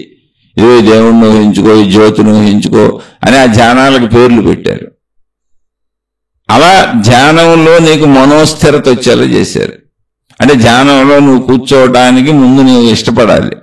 నువ్వు ఎలా అయితే ఇష్టపడతావో, నీ మనసు ఎలా అయితే మాట వింటుందో, నీ శరీరం ఎలా అయితే మాట వింటదో, అలా అనేక రకాలు తయారు చేశారు. తయారు చేసి ఆ రకాలుగా మాట విన్న తరువాత అప్పుడు అది స్థిరత్వాన్ని పొందుతూ ఉంటుంది. అలా చేసేటప్పుడు ప్రతి మార్గంలోనూ బేస్లో దైవీపరమైన, మతపరమైన ఏ విధానాలైనా బేస్ సూత్రం ఏంటి, మూల సూత్రం అంటే నువ్వు మంచిగా ఉండాలి, ధర్మంగా ఉండాలి. ఇది చెప్తానే వచ్చారు. అప్పుడు ఎవరైతే మంచిగా ధర్మంగా ఉంటారో చెడిపోయిన వాళ్ళందరికీ మానసిక స్థిరత పెరుగుతూ ఉంటుంది. అది అక్కడ ఉన్నటువంటిది. చెడు ఉన్న మనసు అది బయటికి కదిలి శరీరాన్ని తాకుద్ది. శరీరాన్ని తాకి ఇంద్రియాల సహాయంతో బయటికి వెళ్ళి బయట ప్రపంచంలోకి వెళ్ళిపోద్ది. ఇది చెడున్న మనసు చేసే పని. ఎప్పుడు నేను బయటకు తీసుకుపోద్ది. మంచి మనసు తన మూలం వైపు తీసుకెళ్తుంది నేను, అంటే మనోమూలం ప్రాణశక్తి, ఆ ప్రాణశక్తి వైపు తీసుకెళ్తుంది. కాబట్టి మంచి కామన్ పాయింట్, ధర్మం కామన్ పాయింట్, అందరూ అన్ని చోట్ల ఇదే చెప్పారు, అలాగే ఉండాల్సిందే మానవ జాతి అని.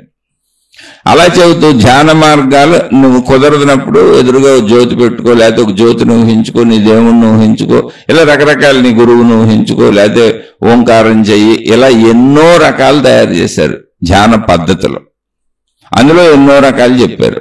వాటన్నింటిలో స్థిరత సాధించి ఏం ధ్యాన మార్గం ద్వారానైనా మళ్ళీ నువ్వు నీ అంతరంగంలో స్థిరంగా కూర్చొని శరీర భావనని ఆపగలిగి నీలో ఉన్న మంచి చెడులను చూసుకొని నీలో చెడు గుణాలను పోగొట్టుకొని మంచినే ఏర్పాటు చేసుకుని నీ మనోమూలం వైపు వస్తే ఆత్మజ్ఞానం. అలా కాకుండా మళ్ళీ ధ్యాన పద్ధతుల్లో ఊహాలోకాలు తయారు చేశారు అనేక మంది. సూక్ష్మ శరీర యానాలు, మళ్ళీ దైవలోకాలు, దేవుళ్ళు, రకరకాలుగా నువ్వు తిరిగి రావటాలు, మొత్తం విశ్వవ్యాప్తంగా తిరగటాలు, మహిమలు, మాయలు, అద్భుతాలు. ఎందుకని మొదట ఏర్పాటు చేసిందే ఈ మహిమలు, మాయలు.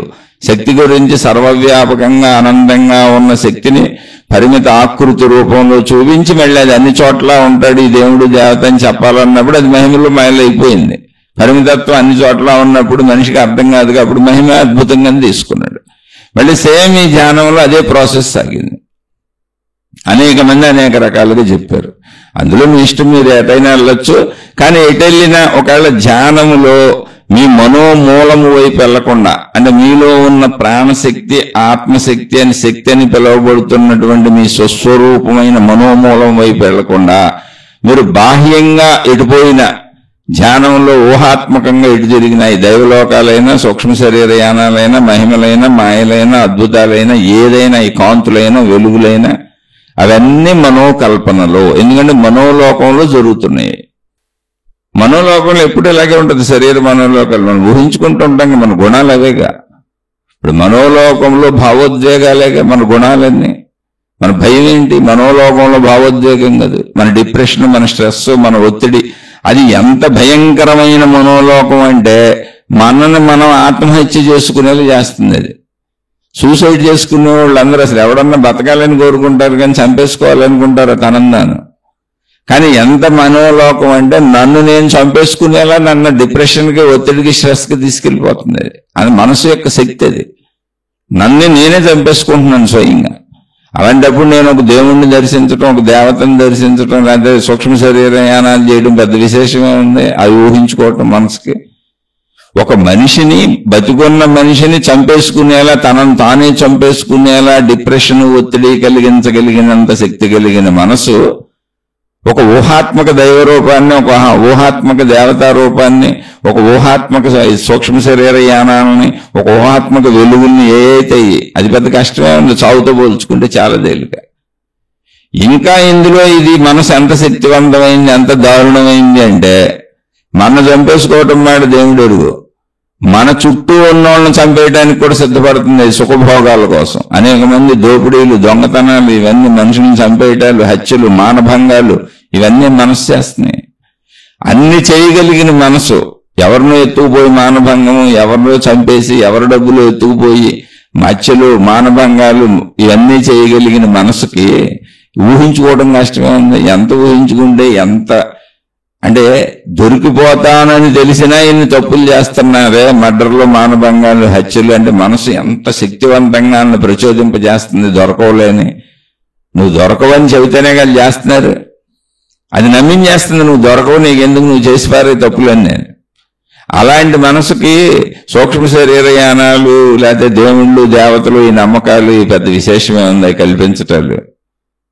అయితే చచ్చిపోమంటుంది, లేదా చంపేయమంటుంది, లేదా మానభంగాలు చేసేయమంటుంది, ఎత్తుకుపోమంటుంది. అంతకంటే గొప్పతనమా ఈ ఊహలో? ఈ మహిమలు, అద్భుతాలు అంతకంటే గొప్పవి కాదు. తనను తాను చంపేసుకోవటం కంటే అత్యుత్తమమైనటువంటి మానసిక శక్తి ఇంకోటి లేదు. ఇతరులను చంపటం కంటే అత్యుత్తమమైన, అంటే అత్యుత్తమమైన మంచిదని కాదు, మానసిక శక్తి యొక్క బలీయత. అంత బలమైన మనసు అది. అంత బలమైన మనసుకి నిన్నే చంపేసుకోమని చెప్పే బలమైన మనసు, నీ చేత నిన్నే చంపించే బలమైన మనస్సు, నీ చేత ఇతరులను చంపించే బలమైన మనస్సు, అన్నీ నీకేమి జరగదు, హాని జరగదని నమ్మించి అన్నీ చేయించే బలహీనమైన మనస్సు. అంత ఊహించుకోవడానికి దానికి అంత కష్టతే ఉందంటున్నా. మహిమలు మాయలు, అద్భుతాలు, సూక్ష్మ శరీరయానాలు, వెలుగులు ఇవన్నీ ఊహించుకోవడం దానికి సామాన్యమైన విషయం. దేవుళ్ళు దేవతలు ప్రత్యక్షం అవటాలు, మాట్లాడటాలు, వినపట్టాలు ఇవన్నీ దానికి సామాన్యమైన విషయం. అలాగే దెయ్యాలు కూడా దానికి సామాన్యమైన విషయం. ఎందుకంటే అన్ని ఊహలే కాబట్టి. అంత బలమైంది మనసు. కాబట్టి ఊహల్లో పోతారా లేదా మంచి మనసు తయారు చేసుకొని మనోమూలానికి వస్తారా మీ ఇష్టం. అవి ఏర్పాటు చేయబడింది ఎందుకు? ఈ నామజపాలు, ఈ ధ్యానాలు, ఈ సాధనా పద్ధతులు, ఈ విధానాలు ఇవన్నీ ఎందుకు ఏర్పాటు చేయబడినవంటే కర్మ ద్వారా, భక్తి ద్వారా మీరు మీ అంతరంగంలోకి వచ్చి ఆధ్యాత్మికతలోకి ప్రవేశించడానికి, మీ మనోమూలాన్ని, మీ శక్తి మూలాన్ని, మీ స్వస్వరూపాన్ని తెలుసుకోవడానికి. ఆ తెలుసుకున్నప్పుడు అది ఆత్మజ్ఞానము అని పిలువబడుతుంది. అలా పిలువబడినప్పుడు ఆత్మజ్ఞానము, ఆధ్యాత్మిక చదువులో జరిగే అద్భుతం ఏంటంటే నీకు అసలు మరణమే లేదు, నువ్వు శక్తివి. మరణించేది శరీరము. అలాగే మనసు అనేది ఎటువంటి ఉపయోగము లేనిది. అది కేవలం నీడ లాంటిది, దానికి అసలు విలువే లేదు. కానీ దానికి విలువ ఉందనుకోని నువ్వు విపరీతమైన దుఃఖాలకు, భావోద్వేగాలకు గురైపోతున్నావు. అసలు మనసుకు విలువ లేదు. అది మనిషి నీడ లాంటిది, అది చనిపోయిన శవం లాంటిది. మనసులో ఉన్నదంత పాత చింతకాయ పచ్చడే. నువ్వు అనుభవించిన అనుభవాల తాలూకా జ్ఞాపకాలు అక్కడ నీడలోనే. అవి నిన్నేం చేస్తాయి? అవి నిన్నేమి చెయ్యవని నీకు తెలియాలంటే ఆత్మజ్ఞానం చదవాలి, ఆధ్యాత్మిక చదువు చదవాలి. అప్పుడే నువ్వు తెలుసుకోగలుగుతావు, నన్ను అసలు దుఃఖపెట్టేది ఇక్కడ లేదు, బాధ పెట్టేది ఇక్కడ లేదు, కష్టపెట్టేది ఇక్కడ లేదని, నన్ను భయపెట్టేది కూడా ఇక్కడ ఏమీ లేదని. మరణం భయం కాదు, మరణం శరీరాంది. నువ్వు శక్తికి మరణించవు. అలాగే మనసు భావోద్వేగాలు, బాధలు కాదు, దుఃఖాలు కాదు, కష్టాలు కాదు, ఇబ్బందులు కాదు. అవి కేవలము పాచింతకాయ పచ్చడి అనుభవాలు. నువ్వు అనుభవించేసిన ఫోటో ప్రింట్లు. అవి నీడల్లాంటివి. అవి ఏమీ చేయలేవు. కానీ నువ్వు అది నిజం అనుకొని, అది నేను అనుకొని, శరీరం నేను అనుకొని, ఆ మనసు నేను అనుకొని పడుతున్న బాధ ఇదంతా. నువ్వు శక్తివి. ఆ శక్తి వలన ఈ శరీరం కదులుతుంది. ఆ శక్తి వలన కదిలిన శరీరం వలన మనసు ఏర్పడుతుంది. అదే శక్తిలో మనసు కేవలం ముద్రలు మాత్రమే. ముద్రలో జ్ఞాపకాలు నిన్నేం చేస్తాయి? అవి అసలు దేనికి పనికిరావు. కాబట్టి నేను శక్తి, నేను తెలుసుకో అనేది ఆత్మజ్ఞాన చదువు, ఆధ్యాత్మిక చదువు. ఇలా బయట ఎన్ని రకాలుగా ఎందుకు తయారు చేశారు? ఇన్ని మతాలు, ఇన్ని మార్గాలు, ఇన్ని విధానాలు, ఇన్ని పద్ధతులు, ఇన్ని నామ సంకీర్తనలు, ఇన్ని ధ్యానాలు, ఇవన్నీ ఏంటి అంటే నీ శరీర నిర్మాణం ప్రకారం నీకు నాకు స్ట్రైట్ గా అది అర్థం అవడం లేదు అన్న వాళ్ళకి శరీర భావనలోంచి శరీరం లాంటి దేవుణ్ణి చూపించి శక్తి భావనలోకి తీసుకెళ్లి భక్తి అనే మానసిక భావన కల్పించి శారీరక మనోవ్యాపారములు మనకు ఎలా ఉంటాయో, బయట ఎలా ప్రవర్తిస్తామో అలాంటివన్నీ భక్తిలో పెట్టి ఈ దైవీ విధానాలలో, మత విధానాలలో పెట్టి ఆ మార్గ సాధనలు ఇవన్నీ చేస్తూ నువ్వు చివరికి ఆధ్యాత్మికత అంటే నీ అంతరంగంలోకి వచ్చి నువ్వు స్థిరపడి నీ మనోమూలాన్ని నువ్వు తెలుసుకునేలా చేసిన ఏర్పాటు. అయితే ఆ ఏర్పాటులో అందరూ మూలం వరకు వస్తారా అంటే అది ఎవరికి వాళ్ళు ఎటు నచ్చితే అటు పోతా ఉంటారు. కానీ ఎప్పటికైనా మూలానికి వస్తారు. అవన్నీ తిరిగినాకైనా అసత్యం అని తెలుస్తుందిగా. ఇప్పుడు తిరిగినాక ఎప్పుడోకప్పుడు తెలియదు ఇదంతా ఊహ కల్పితం, నేను ఇలా తిరుగుతున్నానని. అలా తెలియకపోతే నేను ఎందుకు వచ్చేవాడిని ఇక్కడ దాకా? నేను 35 ఏళ్ళు అలాగే తిరిగాను. తప్పు కాదు, అదే దారి. నేను కూడా నామరూపాదులు దేవుళ్ళతోనే వచ్చాను, గురువులతోనే వచ్చాను. నేను డాన్సులు వేశాను, గంతులు వేశాను, పాటలు పాడాను, పాటలు రాశాను, పుస్తకాలు రాశాను, ఎన్నో చేశాను, ఎన్నో గంతులు వేశాను. మరి 35 ఏళ్ళు ఎందుకు పట్టింది నాకు? అలా వస్తూ నా అంతరంగంలోకి వచ్చాను. వచ్చినాక అర్థమైంది, అరే ఇదంతా శరీరము మనస్సుల యొక్క గారడి, అది సత్యం కాదు. ఆ ఊహాత్మక మనోప్రపంచంలో, ఊహా ప్రపంచంలోకి వెళ్ళకూడదు. శరీర మనస్సులు కాదు, ఈ మనోమూలాన్ని తెలుసుకోవాలి, నేను శక్తిని తెలుసుకోవాలి అనేటువంటి ఆత్మజ్ఞాన చదువు, ఆధ్యాత్మిక చదువు వైపు నన్ను నేను మరలించుకున్నాను. ఎందుకంటే నాకు అర్థమైంది. మరి అర్థం కాని వాళ్ళు పాపం ఇంకా తిరగనే ఉన్నాయి. నాకు ఇది అర్థం అవడానికి 35 ఏళ్ళు పైన పెట్టింది. అంటే తిరగనే ఉన్నాయి పాపం. ఇప్పుడు వచ్చిన వాళ్ళు, లేటెస్ట్గా వచ్చిన వాళ్ళు తిరుగుతూ ఉండొచ్చు. అయితే అందరికీ 35 ఏళ్ళు పట్టక్కర్లా. కొంతమంది 3 ఏళ్లలో తిరిగి వచ్చేయచ్చు, ఆ మూలానికి వెళ్ళిపోవచ్చు. కొంతమంది 3 నెలలకి వెళ్ళిపోవచ్చు. కొంతమంది 3 రోజులకి వెళ్ళొచ్చు, కొంతమంది వినగానే 3 నిమిషాలకే వెళ్ళిపోవచ్చు. నాలాంటి మందబుద్ధికి, నాలాంటి అల్పుడికి, నాలాంటి సామాన్యుడికి 35 ఏళ్ళు పట్టింది. అలా సామాన్యులు ఎవరైనా ఉంటే వెళ్తా ఉంటారు. తప్పు అనకూడదు, రైట్ అనకూడదు, వాళ్ళతో వాదోపవాదాలు చేయకూడదు, తర్క వితర్కాలు చేయకూడదు. ఒకవేళ వాళ్ళు మనతో వాదోపవాదాలు చేసినా మనం మౌనంగా వెళ్ళిపోవాలి. ఎందుకని? వాడికి మూలం అని నువ్వే నీ శక్తి మూలము, నువ్వు శక్తి స్వరూపానివి, నీ మనోమూలానికి వెళ్ళాలని పాపం తెలియదు వాళ్ళకి. వాళ్ళ శరీరం నేను, మనసు నేను అనుకుని తిరుగుతున్నాడు. ఇప్పుడు ఎందుకు వాళ్ళతో ఘర్షణలో? తెలియనప్పుడు ఎవరైనా గొడవలే పడతాంగా, తెలియనప్పుడు నాదే సత్యం అంటాంగా. కానీ తెలిసిన వాడు మౌనంగా ఉండాలి. అందుకని మీరు ఎటువైపు ప్రయాణింపదలుచుకున్నారు, ఎటువైపు ప్రయాణిస్తున్నారు, ఇందులో మీ విఘ్నత మీరే ఉపయోగించుకోవాలి. మీ విఘ్నతను బట్టి, మీకు అర్థమైన దాన్ని బట్టి మీరు మీ విధానాల్లో సాగిపోండి. ఇప్పుడు వ్యత్యాసాలు ఏంటి, విధానాలు ఏంటి? అసలు ఆధ్యాత్మికం అంటే మళ్ళీ మీ లోపలికి వెళ్ళటమే, ఇంకా అంతకు మించి ఏం లేదు. ఇక ఆ పదం ఆధ్యాత్మికం కేవలం వ్యక్తిగతం.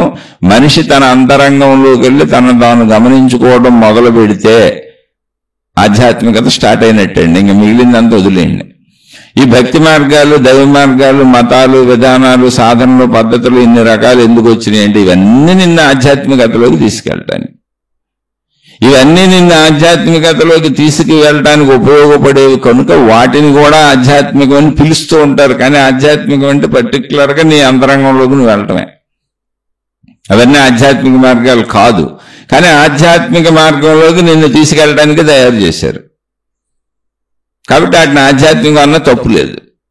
కానీ ప్రత్యేకంగా ఆధ్యాత్మికం అని తెలుసుకో. ఇందులో ఎవరి స్థాయిలో ఎవరికి ఎక్కడ ఏది అర్థమవుతుందో వాళ్ళు ఎటు వెళ్తా ఉంటారు. ఘర్షణ లేదు. ఇన్ని ఎందుకు తయారైనవి అంటే మనిషి యొక్క శారీరక మానసిక పరిస్థితులకు తగ్గట్టుగా శరీర మనస్సులతో, నేను శరీరము మనస్సు అనే జీవించే మనిషి ఎలా అయితే శక్తి వరకు, ఆధ్యాత్మికత వరకు వెళ్తాడో, తనలోకి తాను వెళ్తాడో, అలా వెళ్ళాలంటే ఇక్కడి నుంచి శరీర భావంతో, మనోభావంతో ఉన్నవాడిని ఎలా నడిపించాలి అని శరీరపరమైన దేవుడు, మనోపరమైన దేవుడు, శరీరపరమైన దేవత, మనోపరమైన దేవత, ఇలా అనేక మార్గాలు, అనేక విధానాలు, అనేక పద్ధతులతో అనేక మతాలు వచ్చినాయి. ఏది తప్పు కాదు, అన్ని రైటే. మీకు ఏది నచ్చితే అందులో వెళ్ళండి. చిట్ట చివరిగా మీరు ఆధ్యాత్మికతలోకి రావాలి అంటే మీ అంతరంగంలోకి మీరు రావాలి. అంతరంగంలోకి వచ్చానని కూర్చుంటే కాదు, మీలో ఉన్న చెడునంతా పోగొట్టుకోవాలి. చెడుపోనటువంటి మనస్సు మూలం వైపు వెళ్ళదు. మళ్ళీ క్లారిటీ ఇస్తున్నా. చెడు ఉన్న మనస్సు బాహ్యానికి ప్రయాణిస్తుంది, అంటే శరీరం వైపు ప్రయాణిస్తుంది. శరీరంలో ఉన్న ఇంద్రియాలను కదుపుతూ, శరీరాన్ని కదుపుతూ ప్రపంచంలోకి తీసుకెళ్తుంది. అంటే చెడున్న మనసు ఎప్పుడు శరీరము ద్వారా ప్రపంచంలోకి వెళ్తుంది. అంటే శరీర మనస్సులు ప్రపంచంలో ప్రయాణిస్తూనే ఉంటాయి.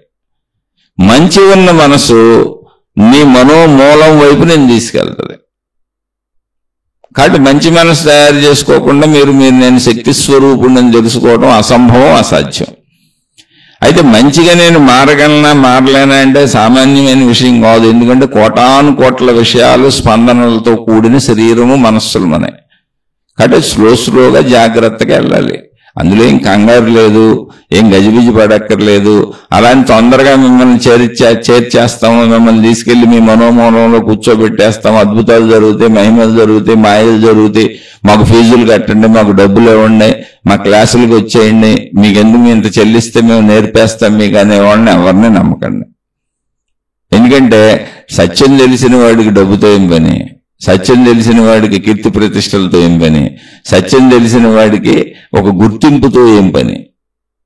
గుర్తింపు, డబ్బులు, కీర్తి ప్రతిష్టలు, వాళ్ళకు వాళ్లే గురువులని బొమ్మలు వేసుకోవటాలు, బిరుదులు వేసుకోవటాలు, ఇలా నీకు నేర్పుతానని బోర్డులు పెట్టటాలు, మీరు అందరూ వచ్చేయండి అని ప్రచారాలు చేయటాలు జరుగుతున్నాయి అంటేనే బయట బాహ్య ప్రపంచంలో పేస్టులు అమ్ముకునేవాళ్ళు, సబ్బులు అమ్ముకునేవాళ్ళు, నూనెలు అమ్ముకునేవాళ్ళు, సరుకులు అమ్ముకునేవాళ్ళు చేస్తున్న అడ్వర్టైజ్మెంట్ లాంటివి.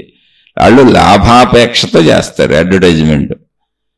లాభాపేక్ష లేనివాడికి అడ్వర్టైజ్మెంట్ ఎందుకు, అసలు ఎందుకు చేస్తాడు ఆలోచించండి మీరు తెలియగలవాళ్ళు అయితే. కాబట్టి మీ తెలివిని సద్వినియోగపరుచుకోండి. అడ్వర్టైజ్మెంట్లన్నీ లాభాపేక్షతో కూడుకున్నవి. అది ఎక్కడున్న భౌతికంలో అయినా లేదా దైవీ మార్గంలో అయినా. కాబట్టి జాగ్రత్తగా మిమ్మల్ని మీరు చూసుకెళ్ళండి. అందరూ ఎవరు చెడ్డోళ్ళని ఏం చేయట్లా, ఎవరు మంచోళ్ళని ఏం చేయట్లా. చెడు మంచి వివేకం మనకు ఉండాలని చెబుతున్నారు. మనం చెడ్డోళ్ళం అయితే మనకు చెడ్డోళ్ళే దొరుకుతారు, మనం మంచివాళ్ళం అయితే మనకు మంచివాళ్ళే దొరుకుతారు. ఒకవేళ మంచివాడికి పొరపాటుని చెడ్డవాళ్ళు దొరికినా అది చెడుని గ్రహించినాక అందులో ఎందుకుంటాడు మంచివాడు, మంచిని ఎత్తుక్కుంటూ వెళ్ళిపోతాడు. కాబట్టి మంచి దారిలో వెళ్ళవలసింది ఎప్పుడు మనమే. ఈ విషయాన్ని గుర్తుపెట్టుకోండి. శుభమస్తు. మీకు మీ కుటుంబ సభ్యులకు మేలు చేకూరుగాక. మరలా మరొక కొత్త శీర్షికతో కలుసుకుందాం. అర్థమయ్యి జీవితంలో ఆచరించుకుంటూ మాలో ఎంతో కొంత మార్పు వస్తుంది, మాలో చెడును పోగొట్టుకోగలుగుతున్నాం, మాకు విషయం అర్థమవుతుంది చెప్పండి అని అడిగే వాళ్ళు ఎవరైనా మీకు సందేహాలు వస్తే తప్పకుండా అడగండి. తెలిస్తే చెప్పే ప్రయత్నం చేస్తాను. అర్థం కాలేదు, నువ్వు సరిగ్గా చదవటం లేదు, అసలు మాకు అర్థమే కావటం లేదు, నీ గజిబిజి గందరగోళం ఏంటో నీకు ఇష్టం వచ్చినట్టు చెబుతున్నావు అనేవాళ్ళు ఎవరైనా ఉంటే నన్ను క్షమించి వదిలివేయండి. నేను సామాన్యుణ్ణి, సామాన్య మానవుణ్ణి. నేను మొత్తం ప్రపంచం తెలిసిపోయినట్టు ఎలా చెప్పగలను? నాది ఒక మంద బుద్ధి, ఒక సామాన్య బుద్ధి.